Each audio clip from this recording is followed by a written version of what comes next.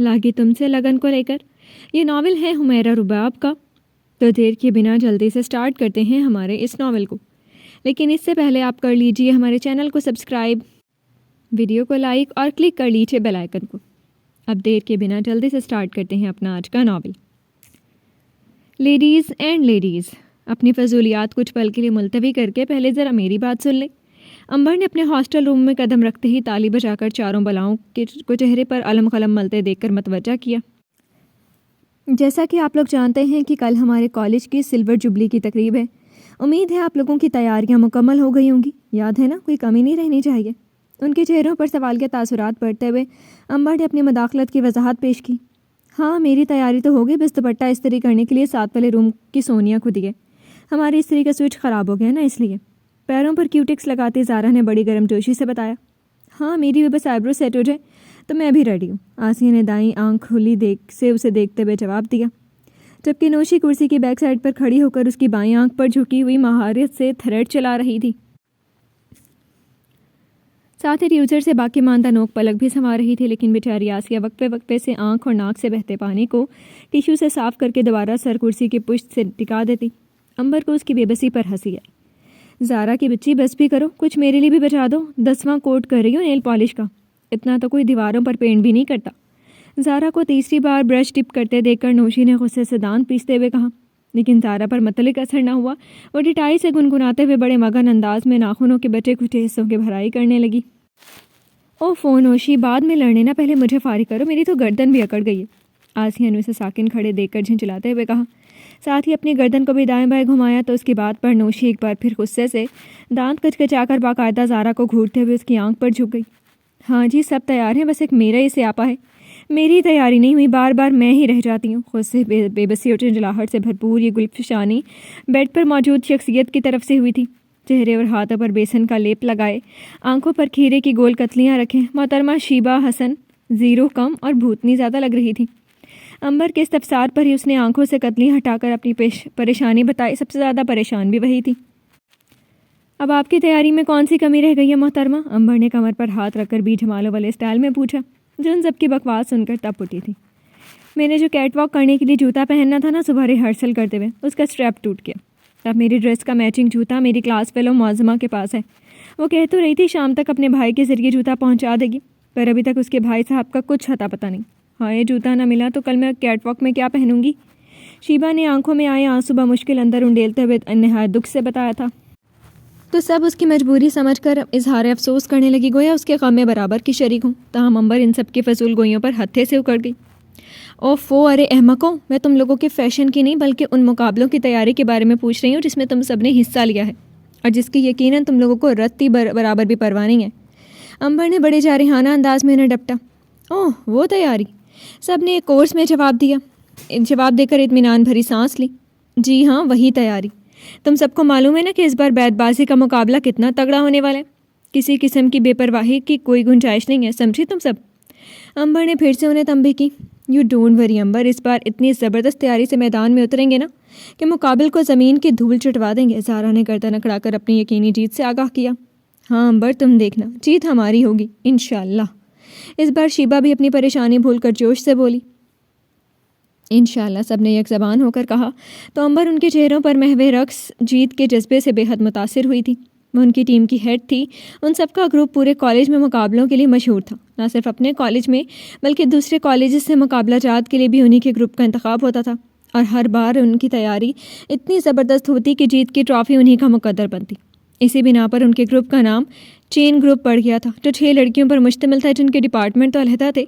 ताहम एक ही कमरे में रहने और एक ही ग्रुप में होने की वजह से उनमें मौजूद दोस्ती का रिश्ता मजबूत से मजबूत तर होता चला गया। अपने इस इत्तेहाद की बिना पर हर बार जीत कर वो अपने ग्रुप और कॉलेज का नाम रोशन करती। ताहम पिछली बार यौम यकजहती पर होने वाले बैतबाजी के मुकाबले में उन्हें पहली बार शिकस्त का सामना करना पड़ा, वो भी मुखालिफ कॉलेज की लड़कियों से। यही बात चेन ग्रुप को हजम नहीं हो रही थी, इसलिए उन्होंने कॉलेज की सिल्वर जुबली की तकरीब के लिए अपनी ही कॉलेज की सबसे मजबूत टीम को हराने का पक्का बंदोबस्त कर लिया था और उन्हें यकीन था कि वो लोग ज़रूर जीतेंगे। उन सब ने बैतबाजी की पुरजोर तैयारी की थी। अच्छी मुसीबत है, यानी हद हो गई, कोई तरीका है भला? अभी उनकी तनकीद अरूज पर थी जब उनकी महवियत में खलल गुस्से से अंदर आती तूफ़ान मील की بھرپور کاٹدار آواز نے ڈالا۔ یہ تھی ان کی گروپ کی چھٹی اور سب سے ضروری ممبر، کلاس کی سب سے ذہین طالبہ ہونے کے علاوہ کالج پراکٹر پلس ان کی روم میٹ باسخہ، جو چین گروپ کی سب سے مضبوط ستون تھی۔ مقابلوں کے حوالے سے اپنے گروپ کے سبھی اہم فیصلے باسخہ ہی لیتی تھی۔ B S C final year کی اسٹوڈنٹ باسخہ F S C gold medalist ہونے کا اعزاز بھی حاصل کر چکی تھی۔ اپنی قابلیت اور ذہانت کے بلبوتے پر ہی وہ کالج پراکٹر تھی۔ ایک طرح سے وہ نہ صرف اپنی ٹیم بلکہ پورے کالج کے لیے ریڑھ کی ہڈی کی حیثیت رکھتی تھی۔ کیا ہوا باسخہ، تمہارا منہ کیوں اس قدر پھولا ہوا ہے؟ اسے بستر پر کتابیں پٹکتے دیکھ کر امبر نے پوچھا۔ ہونا کیا ہے، ایک ساتھ مصیبتوں کے پہاڑ ٹوٹ پڑے ہیں مجھ پر، کچھ سمجھ میں نہیں آ رہا کیا کروں۔ ہاتھ میں پکڑے آخری نوٹس کے پلندے کو بیڈ پر پھینکنے کے بعد اسی کے کنارے ٹیک کر وہ سر کو دونوں ہاتھوں میں تھام کر بیٹھ گئی۔ اوفو بازی، اب پہیلیاں بجھاتی رہو گی، کچھ بتاؤ گے بھی؟ امبر نے اس کی پریشان حالت دیکھ کر پوچھا۔ بہت بڑی پرابلم ہے یار، وہ نازش ہے نا جو کل سپیچ کرنے والی تھی، اس کی طبیعت اچانک ہی خراب ہو گئی، اس نے لیو بھیج دی ہے کہ کل پروگرام میں حصہ نہیں لے رہی، اس لیے فاخرہ میم نے وہ سپیچ میرے سر منڈ دی ہے۔ اب تم ہی بتاؤ میں اتنی جلدی کیسے تیاری کروں؟ کل 12 بجے فنکشن شروع ہوگا، یعنی اب صرف رات کا ہی وقت ہے، جبکہ میرے پاس تو پراپر ڈیٹا بھی نہیں ہے۔ باسخہ نے تفصیل سے انہیں ساری بات بتا دی، جسے سن کر امبر بھی پریشان ہو گئی اور وہ چاروں بھی تعصب سے ایک دوسرے کو دیکھنے لگی۔ ارے یہ تو واقعی بڑی ٹینشن کی بات ہے، اس نازش کے بچے کو بھی ابھی بیمار ہونا تھا، امبر نے اس کے قریب بیٹھتے ہوئے دکھ سے کہا۔ ٹاپک کیا ہے باسخہ؟ شیبہ نے کچھ سوچتے ہوئے پوچھا۔ ویلنٹائن ڈے کے خلاف بولنے، باسخہ نے اس کے بیسن زدہ چہرے کو دیکھتے ہوئے بتایا۔ اور فیور میں کون بولے گا؟ اس بار زارا نے سوال کیا، وہ سب اس کی پریشانی کا حل کرنا چاہتی تھی۔ بی اے پارٹ 2 کی فاریہ، اس نے جواب دیا۔ او خدایا، وہ نکچڑی فاریہ، ارے وہ تو بڑی ترکھی ہے، بولنا شروع کرتی ہے تو نان سٹاپ بولتی ہی چلی جاتی ہے۔ ہائے باسخہ، تو گئی کام سے۔ نوشی جو اب تک خاموش تھی، فاریہ کا نام سن کر چونکی اور باسخہ کو ڈرانے لگی۔ تو ہماری باسخہ بھی کسی سے کم نہیں ہے، یو ڈونٹ وری باسی، صرف 3 منٹ کی روبرو اسپیچ ہی تو ہے،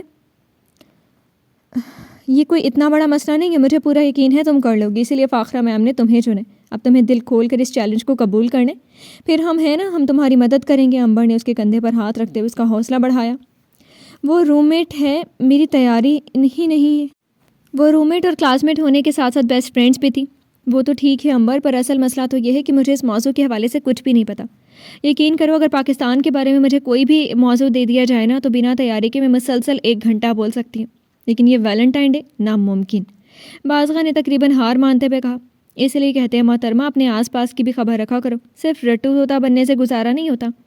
آسیہ اس کے ہر وقت پڑھنے سے خائف رہتی تھی، اسی لیے بولی۔ شٹ اپ آسیہ، امبر نے اسے ڈپٹا تو وہ شرمندہ ہو گئی۔ تم فکر مت کرو باسخہ، دیکھنا صبح سب سے اچھی اسپیچ تمہاری ہی ہوگی، اور تم لوگ بھی جاؤ اپنے حلیے درست کرو، ایسا لگ رہا ہے کمرے میں بدروحیں گھوم رہی ہیں۔ امبر کے توجہ دلانے کے بعد وہ سب برق رفتاری سے حرکت میں آ گئی تھی، جبکہ وہ دونوں مکمل یکسوئی سے کاغذ پینسل تھام کر لکھنے میں مصروف ہو گئیں۔ گرلز سنو سنو سنو، یہ کیا ہے؟ ابھی بمشکل 2 منٹ ہی گزرے تھے کہ 7 والے روم کی سونیا ڈبل ڈیکر بس کی طرح نان سٹاپ بھاگتی ہوئی اندر آئی، لیکن پھر کمرے کی حالت دیکھتے ہوئے بے اختیار چلا اٹھی۔ اوف خدایا، یہ ہاسٹل روم ہے یا بیوٹی پارلر؟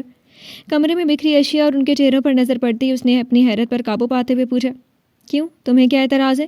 شیبہ کو اس کا یوں بولنا گراں گزرا، اس لیے ناگواری سے پوچھا تو وہ نفی میں سر ہلا گئی۔ ایسی کیا بات ہو گئی ہے جو تم یوں کھلے سانڈ کی طرح بھاگی آ رہی ہو؟ زارا نے اس کے بھاری بھرکم وجود پر گہرا طنز کیا، جس کے باعث اس کی سانس اچھی خاصی پھول رہی تھی، تاہم وہ کچھ زیادہ ہی اہم خبر نشر کرنے آئی تھی جو زارا کی بات پر توجہ نہ دے سکی۔ اے لڑکیوں، ایسی خبر ہے میرے پاس، سنو گی تو ہوش اڑ جائیں گے۔ سونیا نے چٹکی بجاتے ہوئے گردن اکڑائی۔ ظاہر ہے تم سے کسی اچھی خبر کی امید بھی کہاں ہے ہمیں۔ شیبہ کو تو اس سے ویسے بھی ذاتی پرخواش سے اس لیے چڑ گئی۔ او ہو سونیا، سسپینس مت پھیلاؤ، جلدی بکو، کیا بات ہے؟ آسیہ اپنے متجسس طبیعت کے باعث بول اٹھی۔ اوکے بابا، بتاتی ہوں، پتہ ہے کل کے فنکشن میں تقسیم انعامات کے لیے چیف گیسٹ کے طور پر کسے مدعو کیا گیا ہے؟ سونیا کے پوچھنے پر سب نے ایک دوسرے کی طرف دیکھ کر نفی میں سر ہلایا۔ ارے چودھری گروپ آف انڈسٹریز کے اکلوتے وارث اور بزنس ٹائکون چودھری حیدر گیلانی، اور کون؟ سونیا نے اپنی دانش میں دھماکہ کیا تھا، لیکن ان پر متعلق اثر نہ ہوا، بلکہ چہرے کے تاثرات اور بگڑ گئے۔ مجھے تو پہلے ہی پتا تھا، ضرور کوئی سڑی ہوئی شخصیت ہی ہوگی، آسیہ نے بے حد بیزاری سے کہا۔ اے خدا کو مانو لڑکی، ایسی ویسی شخصیت نہیں ہے وہ، بزنس کی دنیا کے بے تاج بادشاہ ہیں، اور پتہ ہے پچھلے سال انہیں سال کے بہترین صنعت کار کا ایوارڈ بھی ملا، اور اڑتی اڑتی خبر ہے کہ حال ہی میں وہ اپنے ایک پروڈکشن ہاؤس بھی بنانے والے ہیں۔ سونیا نے ان کے معلومات میں مزید اضافہ کیا، تاہم اس بار ان کی آنکھیں حیرت اور خوشی سے مزید پھیل گئیں۔ ارے ہاں یاد آیا، یہ وہی حیدر گیلانی ہے نا جو ان دنوں ہر اخبار ریڈیو ٹی وی چینلز پر چھایا ہوا ہے۔ شیبہ نے دماغ پر زور ڈال کر خود جوش سے چلاتے ہوئے پوچھا تو سونیا اس بات میں سر ہلا گئی۔ او مائی گاڈ، وہ تو اتنا ہینڈسم ڈیشنگ پرسنالٹی اور چارمنگ بندہ ہے، پھر تو بڑا ہی مزہ آئے گا، پہلی بار میں اس کو اپنی آنکھوں کے سامنے دیکھوں گی۔ شیبہ تو خوشی کے مارے قدرے اچھل پڑی تھی، جبکہ سونیا اتنی اچھی خبر سنانے پر فخر کرنے لگی۔ تاہم بازگاہ اور امبر ان کی باتوں سے قطعی لا تعلق اپنے کام میں مگن تھی۔ بازگاہ تمہارے گھر سے فون ہے، وارڈن کے اطلاع کر دینے پر وہ کاغذ پینسل امبر کو تھما کر فوراً کھڑی ہوئی۔ یقیناً سہیل بھائی نے گڈ لک کہنے کے لیے فون کیا ہوگا۔ پیروں میں بجلت چپل اڑس کر تو وہ جلدی سے باہر بھاگی۔ امبر اس کی حد درجہ افراتفری پر مسکرا دی۔ کالج کے مین ہال کو بڑی مہارت سے سجایا گیا تھا، جہاں اس وقت تل دھرنے کی بھی جگہ نہیں تھی۔ سبھی طالبات بوکھلائی ہوئی ادھر سے ادھر بھاگ رہی تھی۔ ٹیچرز کا حال بھی اس سے مختلف نہیں تھا۔ مائک اور اسٹیج کی سیٹنگ سے لے کر کرسیوں کی سیٹنگ تک ہر چیز پرفیکٹ بنانے کی بھرپور کوشش کی گئی تھی۔ پرنسپل کی جانب سے سخت ترین آرڈرز تھے کہ ہر بات کا خاص خیال رکھا۔ اس غیر معمولی سجاوٹ کی سب سے بڑی وجہ مہمان خصوصی چودھری حیدر گیلانی کی آمد تھی، جو اپنی بے پناہ مصروفیت کے باوجود کالج کی تقریب میں تھوڑی دیر کے لیے شرکت کرنے پر راضی ہوئے تھے، اور یہ بات کالج کے لیے کسی اعزاز سے کم نہ تھی۔ ان کے بیٹھنے کا خصوصی انتظام اسٹیج کے دائیں جانب کیا گیا تھا، جہاں بیش قیمت صوفے سیٹ رکھ کر کے تازہ گلاب کے پھولوں سے سجاوٹ کی گئی تھی، اور پورے اسٹیج کا منظر دلکش نظارہ پیش کر رہا تھا۔ ٹھیک 11:30 بجے پروگرام کا آغاز ہوا، جس کی ابتدا اللہ پاک کے بابرکت نام یعنی تلاوت کلام پاک سے کی گئی، پھر نعت خوانی ہوئی، اور اس کے بعد ترتیب بار ٹیبلوز، نغمے، تقاریر، پیروڈی اور پھر بیت بازی ہوئی۔ ایک ہی کالج کے دو مخالف ٹیمز کے درمیان خوب شیریں مٹ بھیڑ ہوئی۔ ایک ٹیم اگر سیر تھی تو دوسری سوا سیر۔ آخر میں نتیجہ مقابلہ برابر ہونے کی صورت میں نکلا۔ بھرپور تالیوں کی گونج میں دونوں ٹیمز کو داد دی گئی، جن کے چہرے خوشی سے مسکراہٹیں بکھیر رہے تھے۔ تقریب اپنے عروج پر تھی جب امبر نے بازگاہ کی تلاش میں نظر دوڑائی، جہاں پرفارم کرنے والی اور پرفارمنس سے فارغ ہو جانے والی لڑکیوں کا رش لگا تھا۔ پھر وہ شیبہ سے کچھ ڈسکس کرتی ہوئی اسے نظر آ گئی تو امبر جلدی سے اس کی جانب بڑھی۔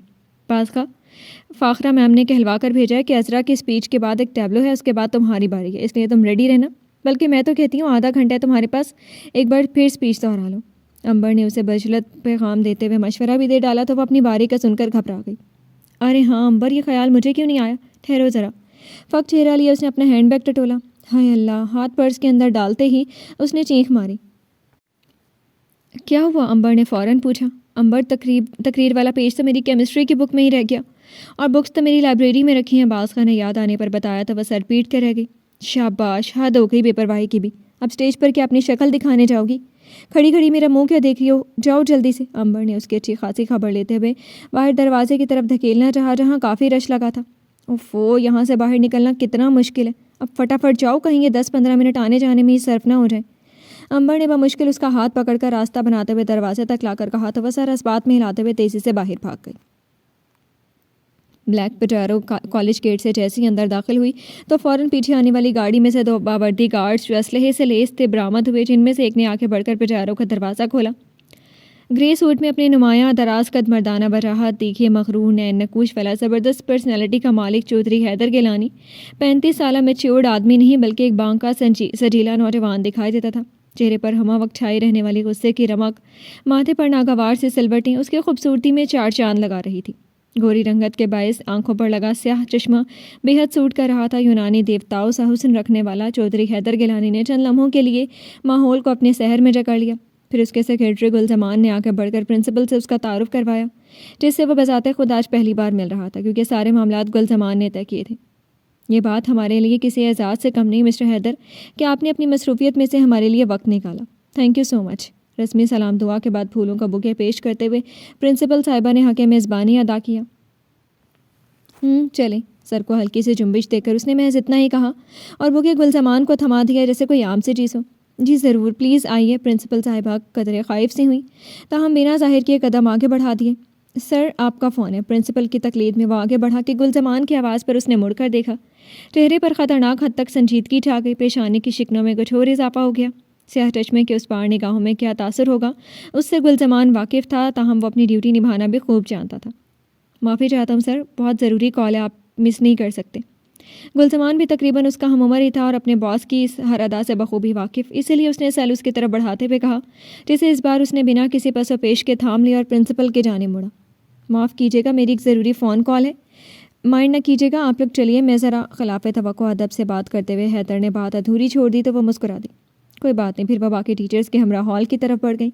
تب تک وہ موبائل کان سے لگا چکا تھا. کچھ دیر بات کرنے کے بعد اس نے موبائل آف کر کے گلزمان کی طرف بڑھا دیا جو ڈائری تھامے مدبانہ ہاتھ باندھے اس کے پیچھے کھڑا تھا. ابھی موبائل اس کے ہاتھ میں ہی تھا کہ وہ پھر سے بجنے لگا. اسکرین پر چمکتے نمبر کو دیکھ کر ماتھے پر بنے بل منشو منتر ہو گئے. ہونٹوں پر ہلکی مسکراہٹ پھیل گئی. اس کے چہرے پر لمحہ بلمحہ اترتی نمی دیکھ کر گلزمان سمجھ گیا کہ فون کس کا ہو سکتا ہے. ہاں زین، کیسا ہے تو یار؟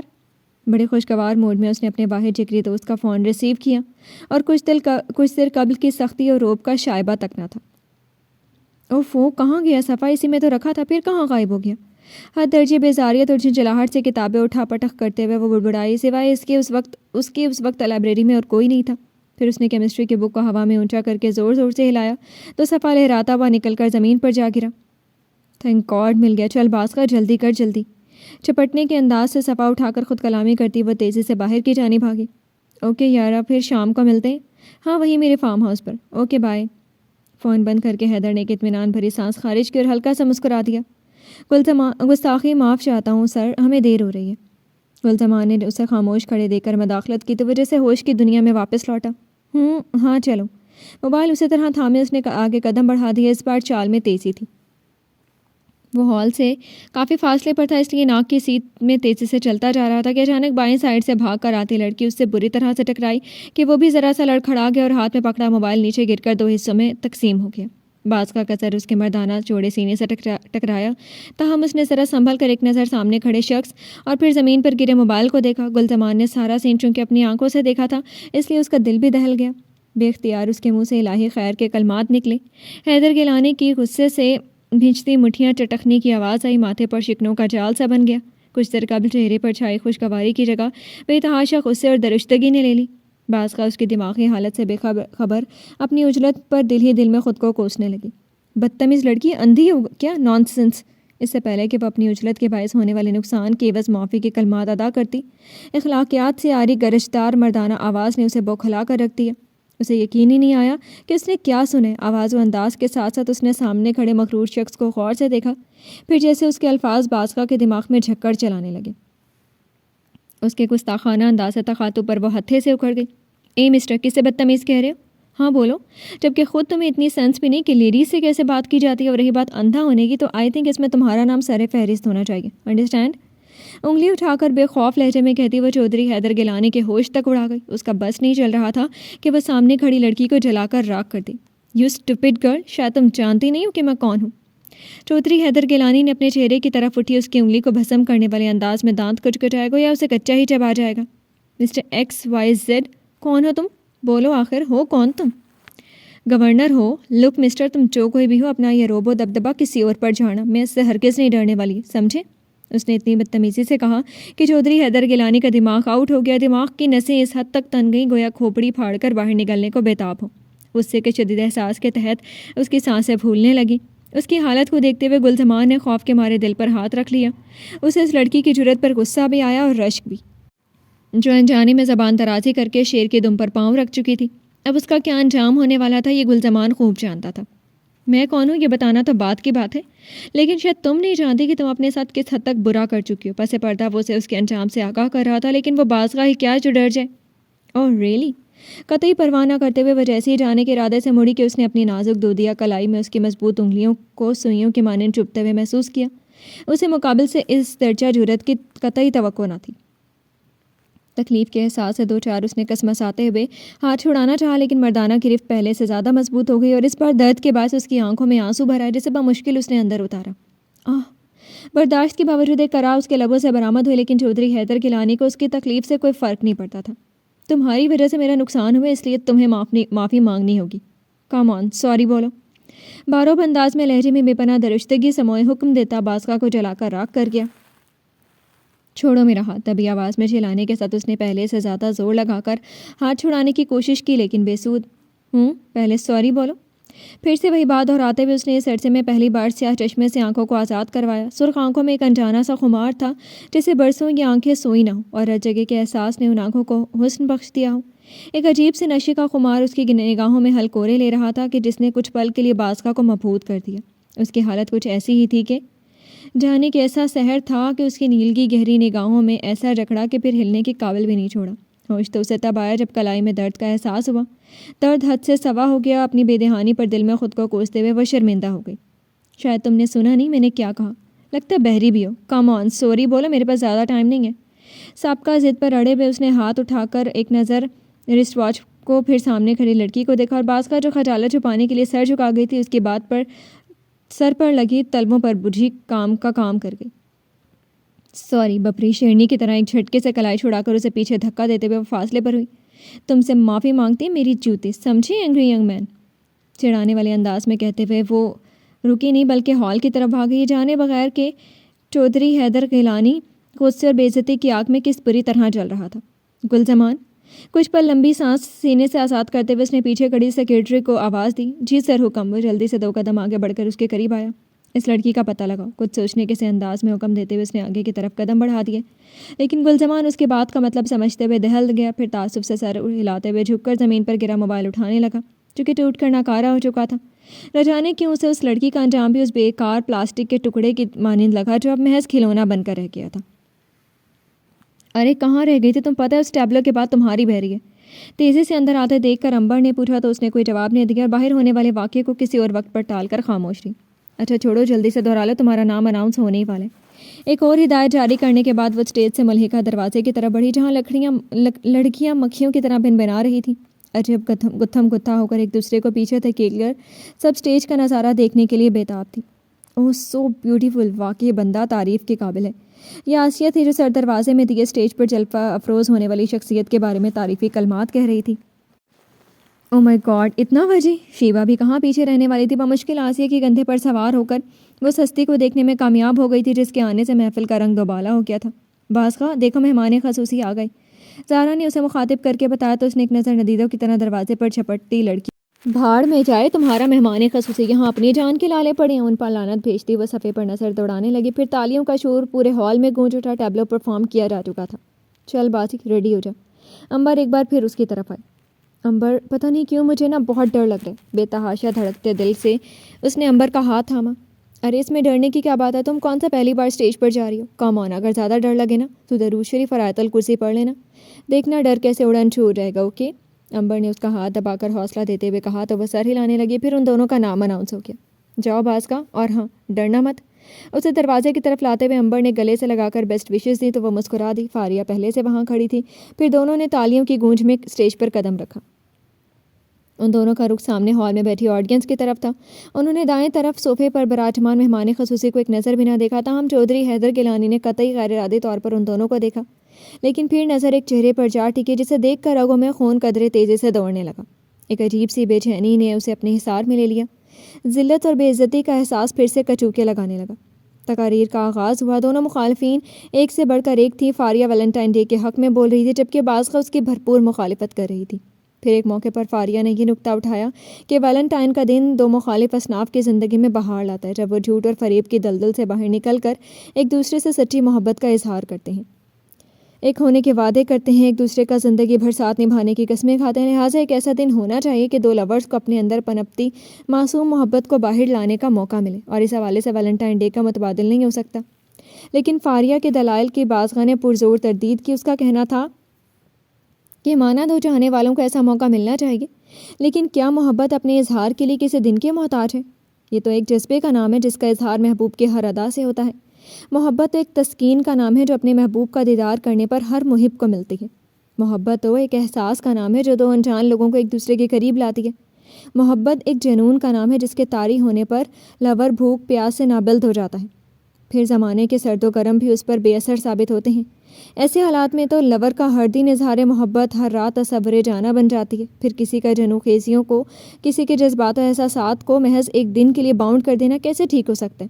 یعنی سال کے 364 دنوں میں وہ احساسات انتظار کی سولی پر لٹک کر اپنی موت آپ مر جائیں؟ یا پھر یہ کہنا زیادہ بہتر ہوگا کہ جو محبت اپنا آپ منوانے کے لیے کسی لمحے کی محتاج ہے وہ محبت ہی نہیں۔ بازخواہ نے اپنے مخصوص انداز بیان سے سب کو قائل کر لیا۔ پورے ہال میں سناٹا چھا گیا جس میں اس کی آواز صبح کی کرنوں کی طرح پھیلتی جا رہی تھی۔ اور اگر پھر بھی آپ لوگوں کو لگتا ہے کہ کوئی ایسا دن ہونا چاہیے تو ادھر غیر مسلموں کی تہذیب و تمدن میں کیا میں رنگا ان کے خود ساختہ درآمد شدہ اخلاق سوز تہواروں میں سے ایک یہ تہوار ہی کیوں، جس کی حقیقت یہ ہے کہ دو پیار کرنے والے ایک دوسرے سے مل نہیں پائے، کیونکہ ایک روایت کے مطابق رومن سینٹ ویلنٹائن، جسے محبت کا دیوتا بھی کہتے ہیں، اسے مذہب پر عمل نہ کرنے کے جرم میں پھانسی دی گئی، اور اس دوران اس سے جیلر کی بیٹی سے محبت ہوگی۔ پھر اپنے الوداعی رخصت نامے میں اس نے لکھا تھا، تمہارا ویلنٹائن۔ یہ واقعہ 14 فروری 469 کو رونما ہوا، اور اب تک اس دن کو اس کی تجدید میں یہ دن منایا جاتا ہے۔ میں صرف یہ پوچھنا چاہتی ہوں کہ ہمارے مسلمانوں میں بھی ایسی بے مثال قربانیوں سے بھرپور داستانیں موجود ہیں، ان میں ہیر رانجھا، سسی پنو، سونی ماہیوال، لیلا مجنو، اور بھی نہ جانے کتنے ہی ایسے ہیں جن کا اس دنیا میں ملن نہیں ہو سکا، جب ابدی ملن کی امید لے کر اس دنیا سے رخصت ہو گئے، لیکن اپنے پیچھے داستانیں چھوڑ گئے۔ کیا ان کی قربانیاں اس قابل نہیں تھی کہ انہیں یاد کیا جائے، یا محبت کا دیوتا کہلانے کا حق صرف ویلنٹائن کو ہے؟ اگر ایسا نہیں ہے تو پھر 14 فروری ہی کیوں؟ ہمیں تو عشق سے منسوب ان سبھی دیوانوں کی یاد میں تہوار منانے چاہیے، لیکن یہ قطعی جائز نہیں ہے۔ اس لیے میری آپ سب سے درخواست ہے اور التجا بھی کہ مغرب کی اندھا دھند تقلید میں ہر روش کی پیروی نہ کریں، کیونکہ ارشاد ربانی ہے، جو لوگ ایمان والوں میں بے حیائی پھیلانا چاہتے ہیں ان کے لیے دنیا اور آخرت میں دردناک عذاب ہے۔ سورہ نور۔ باسقہ کے مضبوط دلائل کے مقابلے میں فاریہ کے پاس کہنے کو کچھ نہیں تھا، اس لیے اس نے سرنڈر کر لیا۔ باسقہ کی بات کے اختتام پر پورا ہال زوردار تالیوں سے گونج اٹھا، سب نے اس کے کمنٹس کی بھرپور حوصلہ افزائی کی، جس سے یہ صاف ظاہر تھا کہ وہ جیت چکی ہے۔ پھر انعامات کی تقسیم کا سلسلہ شروع ہوا، جیتنے والوں کے نام اناؤنس کیے گئے اور باری باری سب کو چودھری حیدر گیلانی نے انعام دیا۔ پھر باسقہ کی باری آئی، اپنے نام کے پکار پر وہ سرشار سی خوشی سے کھلکھلاتا چہرہ لیے اسٹیج پر آئی، لیکن سامنے کھڑے شخص پر نظر پڑتے ہی اس کی ساری خوشی غائب ہو گئی، قدم جیسے اٹھنے سے انکاری ہو گئے، پورا وجود سناٹوں کی زد میں آگے۔ بمشکل خود کو گھسیٹتے ہوئے وہ اس کے مقابل آئی اور نظر اٹھا کر اسے دیکھا، جو طنز بھری نظروں سے اسے ہی دیکھ رہا تھا۔ باسقہ گڑبڑا کر نظریں جھکا گئی، پھر اس کے نام بڑھانے پر باسقہ نے بنا شکریہ ادا کیے خاموشی سے تھام لیا۔ ہال میں ایک بار پھر تالیوں کا شور بلند ہوا۔ مبارک ہو مس باسقہ، اس کی طرف ہاتھ بڑھا کر دانت پیسے ہوئے طنزیہ انداز میں باقاعدہ مسکراتے ہوئے چودھری حیدر گیلانی نے مبارکباد دی تو اس کا دل چاہا کہ جادو کی جھڑی گھما کر اس شخص کو غائب کر دے۔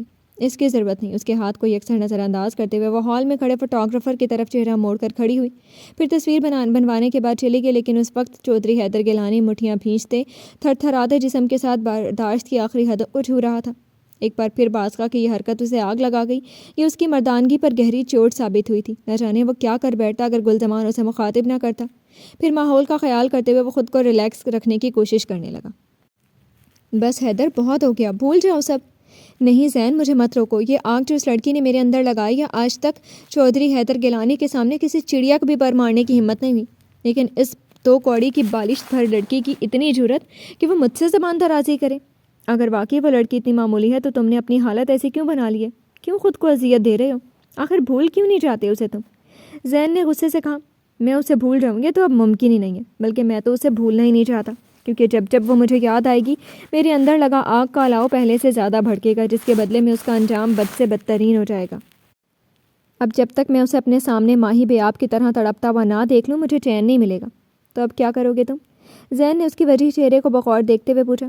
یہ تو کل کا سورج ہی بتائے گا، وہ حال کروں گا اس کا کہ وہ تڑپے گی، گڑ گڑائے گی، معافی مانگے گی، لیکن اسے معافی نہیں بلکہ سزا ملے گی، کیونکہ اسے چودھری حیدر گیلانی کے قہر سے کوئی نہیں بچا سکتا۔ اپنے خطرناک عزائم سے آگاہ کرتے ہوئے اس نے صوفے کے پشت سے سر ٹکا دیا۔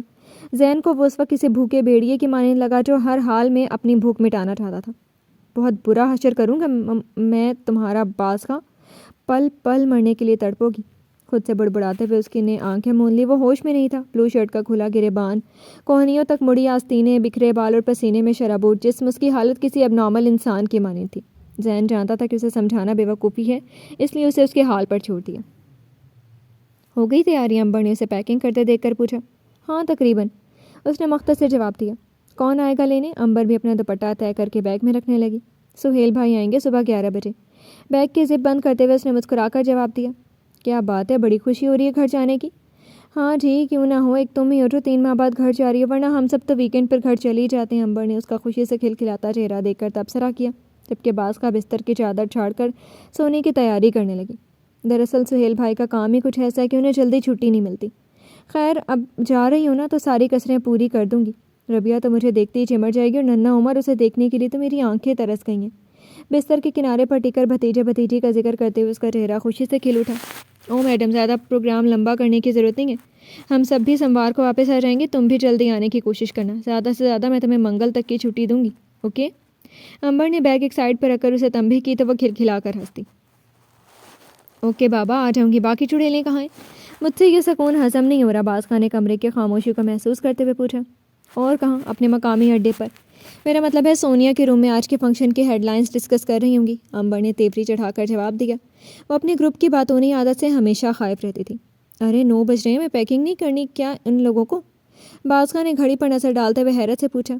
پیکنگ تو انہوں نے 8 بجے ہی کر لی تھی، ظاہر ہے رات دیر تک تبصرے جو کرنے تھے، امبر نے تکیہ درست کرتے ہوئے جواب دیا۔ چلو اچھا ہے، ہم سکون سے سو جائیں گے، ورنہ ان کی سڑی ہوئی بیتو کی باتیں سن کر میرے کان ہی پک جاتے۔ باز خان نے لیٹتے ہوئے کمبل اوڑھ لیا۔ ہاں یہ تو تم بالکل ٹھیک ہی کہہ رہی ہو، امبر تبھی لائٹ آف کرنے کے بعد بستر پر آئی۔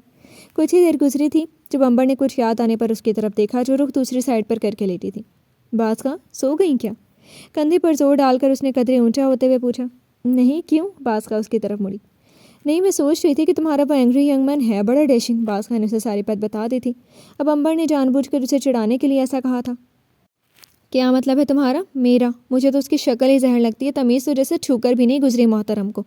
ایڈیٹ، اس کے ذکر پر باز کا حلق تک کڑوا ہو گیا۔ صبح کا سارا واقعہ فلم کی طرح اس کی آنکھوں کے سامنے گھومنے لگا۔ نہیں یار، اس میں سارا قصور اس بیچارے کا نہیں۔ اب دیکھو نا، بندہ رئیس ہو، پڑھا لکھا ہو، حسین بھی ہو، اور تو اور لوگ خاص قسم کا پروٹوکول بھی دیں تو تھوڑا غرور تو آ ہی جاتا ہے۔ امبر اب باقاعدہ بیٹھ کر اسے تنگ کرنے لگی، البتہ اندھیرے کی وجہ سے وہ باز کے چہرے کے تاثرات نہیں دیکھ پا رہی تھی۔ شٹ اپ، تمہارا تو دماغ خراب ہو گیا۔ باز خان نے خاصا چنچلاتے ہوئے اسے ڈپٹا تو امبر منہ پر ہاتھ رکھ کر بے آواز ہنستی۔ ویسے باز خان، کاش جب اس نے تمہارا ہاتھ پکڑا تھا تو میں وہاں ہوتی اور اپنی آنکھوں سے وہ سین دیکھتی اور… کرتی رہو بکواس، مجھے تو نیند آ رہی ہے، گڈ نائٹ۔ بات ابھی اس کے منہ میں ہی تھی، وہ رخ پلٹ گئی اور کمبل میں منہ چھپا لیا اور اس کی اس حرکت پر امبر کہا لگا کر ہنس پڑی، پھر شبہ خیر کہتی خود بھی لیٹ گئی۔ گھر پہنچتی 4 سالہ ربیہ پھپھو کر کے اس سے لپٹ گئی۔ باز خان نے اسے خود سے لپٹا کر خوب پیار کیا، پھر علینا بھابھی سے گلے ملی، تاہم ان کے مزاج کی سرد مہری سے اسے لگا کہ اس کی آمد سے زیادہ خوش نہیں ہے۔ پھر وہ کمرے میں آئی تو کاٹ میں لیٹے 6 ماہ کی عمر کو اٹھا کر خود میں زور سے بھینچ لیا۔ بدلے میں اس ننھے گلگوتھنے روئی کے گالوں جیسے گڈے نے کسمسا کر اس کی چڑھائی کی، یعنی وہ اپنی نیند خراب ہونے پر غصے کا اظہار کر رہا تھا۔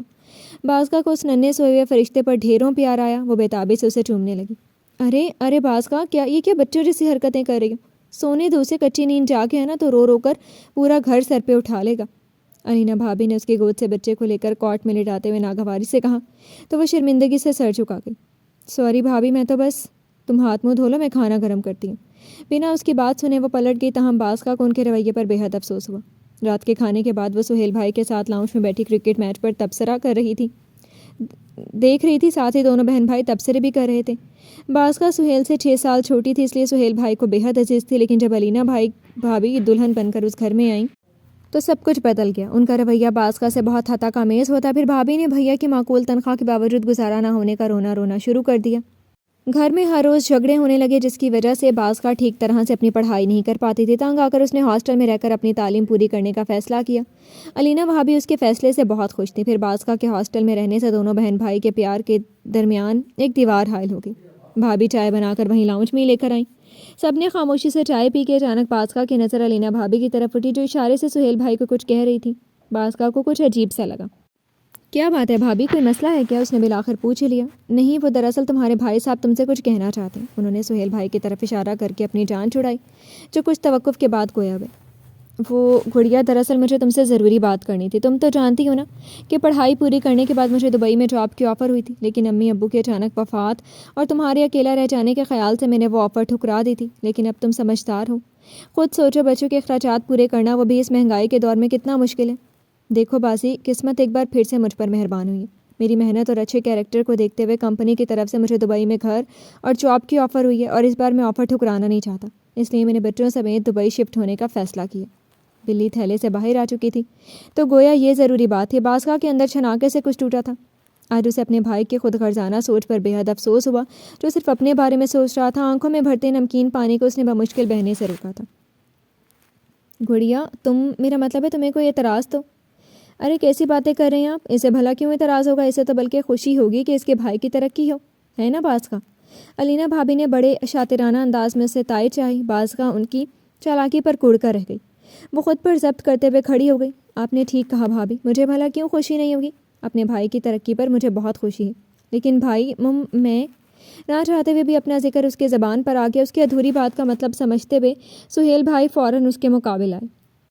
ارے گڑیا، تو فکر مت کر، ابھی تیرے ماسٹرز کرنے میں 2 سال کا عرصہ ہے۔ جب تک تیری پڑھائی پوری ہوگی تب تک میں بھی وہاں اچھے سے سیٹل ہو جاؤں گا، پھر میں تجھے بھی اپنے پاس بلا لوں گا، میں وعدہ کرتا ہوں۔ اور پھر آفس کی طرف سے مجھے چھٹی بھی ملے گی نا، میں اس عرصے میں تجھ سے ملنے آتا رہوں گا۔ بس تب تک تجھے یہیں ہاسٹل میں رہنا ہوگا، اور پیسوں کی تو بالکل فکر مت کر، میں ہر مہینے باقاعدگی سے تیرے نام پر پیسے بھیجتا رہوں گا، تجھے کسی قسم کی کوئی تکلیف نہیں ہوگی۔ بس تو خوب دل لگا کر پڑھنا، ٹھیک ہے؟ کتنے پیار سے اسے سمجھاتے ہوئے ولینا بھابھی کی زبان سے بول رہے تھے۔ وہ کیا کہتی، کہنے کو کچھ رہا ہی نہیں، البتہ آنسوؤں پر اس کا کوئی اختیار نہ تھا جو اس کی گالوں پر بہہ نکلے تھے، جسے اس نے فوراً صاف کیا تھا۔ کب جا رہے ہیں آپ لوگ؟ دل پر پتھر رکھ کر اس نے پوچھا تھا۔ پرسوں صبح 12 بجے کی فلائٹ سے ساری تیاری ہو گئی ہے، گھر بھی کرائے پر دے دیے، پرسوں تجھے ہاسٹل چھوڑنے کے بعد ہی جائیں گے۔ بس تو اپنا ڈھیر سارا خیال رکھنا، اور ہاں، وہاں پہنچتی میں تجھے گھر کا ایڈریس لکھوا دوں گا، تو ہر مہینے مجھے خط ضرور لکھنا، لکھے گی نا؟ اپنے پروگرام سے آگاہ کرتے ہوئے انہوں نے آخر میں ہدایت دی تو وہ چپ چاپ سر اس بات میں ہلا گئے۔ پھر سہیل بھائی نے خود ہی آگے بڑھ کر اسے سینے سے لگا لیا، جن سے لپٹ کر وہ بے تحاشا رو دی۔ دفع ہو جاؤ گلزمان، دور ہو جاؤ میری نظروں سے، ورنہ میں تمہیں شوٹ کر دوں گا۔ انتہائی تیش کے عالم میں گلاس کو سامنے لگے شیشے پر مارتے ہوئے چودھری حیدر گیلانی آپے سے باہر ہو گیا، جس کے نتیجے میں شیشہ ٹوٹ کر چکنا چور ہو گیا اور اس کی کرچیاں نیچے قالین پر بکھر گئیں۔ زین نے اس کی حالت دیکھتے ہوئے گلزمان کو سر کے اشارے سے جانے کو کہا۔ وہ بیچارہ تو پہلے ہی اڑنے کے لیے پر تول رہا تھا، حکم ملتے ہی بھاگ گیا۔ کول ڈاؤن حیدر، ایسے کیوں ضدی بچوں کی طرح ری ایکٹ کر رہے ہو؟ اگر وہ اپنے گھر گئی ہے تو ظاہر ہے واپس بھی آئے گی، تب تک تم انتظار ہی تو نہیں ہوتا زین؟ نہیں، جب تک میں اسے اس کے کیے کی سزا نہیں دے دیتا مجھے چین نہیں ملے گا۔ کل سے لے کر آج تک میں جس اذیت سے گزرا ہوں یہ صرف میں جانتا ہوں۔ اتنی نفرت میں نے اپنی زندگی میں کسی سے نہیں کی جتنی میں اس سے کرتا ہوں، اور اگر وہ یہ سمجھتی ہے کہ مجھ سے دور بھاگ کر وہ بچ جائے گی تو یہ اس کی بھول ہے، کیونکہ وہ نہیں جانتی چودھری حیدر گیلانی اس آسیب کا نام ہے جو پاتال سے بھی اپنے دشمن کو گھسیٹ لاتا ہے۔ پھر وہ کیا چیز ہے؟ بالوں کو مٹھی میں جکڑ کر وہ ادھر ادھر چکر لگا رہا تھا۔ ویسے عجیب بات ہے نا یارا، کہتے ہیں جس سے نفرت ہو ہم اس کی شکل بھی دیکھنا پسند نہیں کرتے، لیکن تیری نفرت بھی عجیب ہے کہ اسے دیکھے بنا تجھے ایک پل کو چین نہیں مل رہا۔ تیری یہ حالت دیکھ کر مجھے ایک شعر یاد آ رہا ہے، میں بھول جاؤں اس کو یہ ممکن نہیں رہا، لہو بن کر رگو جاں میں جو اتر سی گئی ہے۔ دونوں ہاتھ سر کے پیچھے باندھ کر صوفے سے ٹیک لگاتے ہوئے اس نے بڑے سٹائل سے شعر پڑھا، ساتھ ہی ٹانگ پر ٹانگ رکھ کر ہلاتے ہوئے اس نے سامنے کھڑے اپنے ضدی، اڑگل اور مغرور دوست کے چہرے کو بغور دیکھا، جہاں ایک سایہ سا کر گزر گیا تھا، محض ایک لمحے کے لیے صحیح، لیکن حیدر اس کی بات سن کر چپ ہو گیا۔ کہنا کیا چاہتے ہو تم؟ اگلے ہی لمحے وہ اپنی جون میں لوٹا، یہی کہ کہیں اس گہری نفرت کے پیچھے گہرا پیار۔ شٹ اپ زین، کیا بکواس ہے یہ سب؟ اس سے پہلے کہ اس کی بات مکمل ہوتی وہ بپھرے شیر کی طرح دھاڑا، میں اسے صرف سبق سکھانا چاہتا ہوں، سمجھے تم؟ تو مشکل خود پر قابو پاتے ہوئے وہ اس کے سامنے ہی صوفے پر بیٹھ گیا۔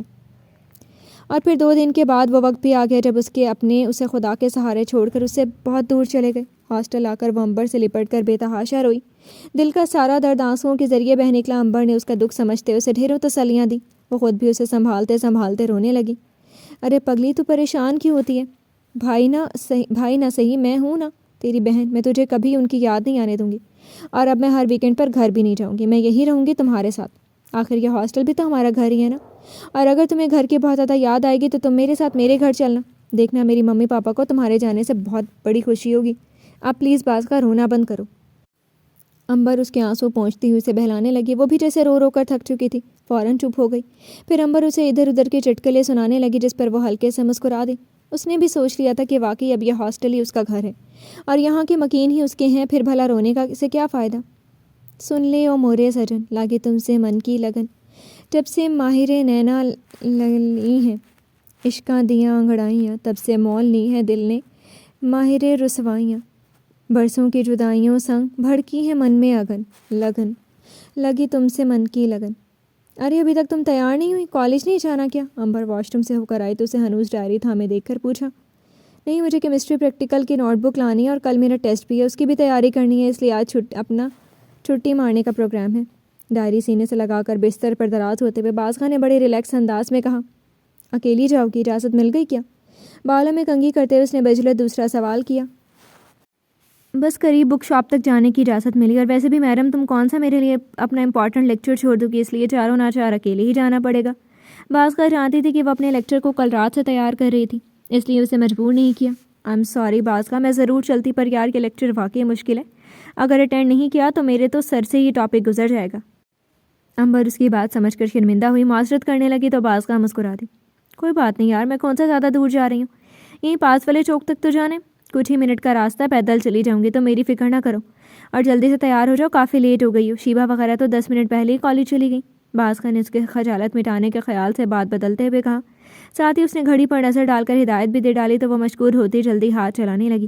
امبر کے چلے جانے کے بعد وہ کتنی دیر ڈائری تھامے اپنی ادھوری نظم کو پورا کرنے کے بارے میں سوچتی رہی، لیکن کافی دیر بعد بھی جب کچھ سمجھ میں نہ آیا تو اکتاہٹ بھرے انداز میں ڈائری بند کر کے اٹھ کھڑی ہوئی، پھر وقت گزاری کے لیے ادھر بکھری چیزیں اٹھا کر اس کمرے کی حالت درست کرنے لگی کہ اچانک تیز ہوا کے جھونکے سے کھڑکی کے دونوں پٹ دھاڑ کی آواز سے کھل گئے۔ وہ جو مگن انداز میں تھی بری طرح چونکی، پھر بادلوں کی زوردار گھنگھرٹ نے اس کا دل دھڑکایا۔ وہ تیزی سے کھلی کھڑکی کی جانب آئی اور باہر کا منظر دیکھ کر دنگ رہ گئی۔ کالی گھٹائیں مشرق کی جانب سے چڑھ کر آئی تھی، جس کی وجہ سے ہر طرف اندھیرا سا چھا گیا، گویا صبح کے بجائے رات ہونے والی ہو۔ تیز ٹھنڈی گرد اڑاتی ہوا سے ہاسٹل کے درخت سے خوشی سے جھوم اٹھے تھے۔ ڈھیروں سوکھے پتے ہوا کی چھیڑخانی پر ادھر ادھر رقص کرتے پھر رہے تھے۔ ہوا کے زور سے بیشتر مومی شاپر اور ردی کاغذوں کے ٹکڑے بھی گول گول گھوم کر منٹوں میں ہاسٹل گراؤنڈ کو گندا کر چکے تھے۔ وہ اچانک موسم کی کایا پلٹ پر حیران رہ گئی۔ اوف خدایا، موسم کے تیور تو ٹھیک نہیں لگ رہے۔ ارے بازگاہ کی بچی اب تو کیا کرے گی؟ عادتاً خود سے بات کرتے ہوئے اس نے تفکر بھری نظروں سے آسمان پر ڈالی۔ نہیں، اس سے پہلے کہ بارش شروع ہو جائے مجھے جانا چاہیے، اتنی مشکل سے اجازت ملی ہے۔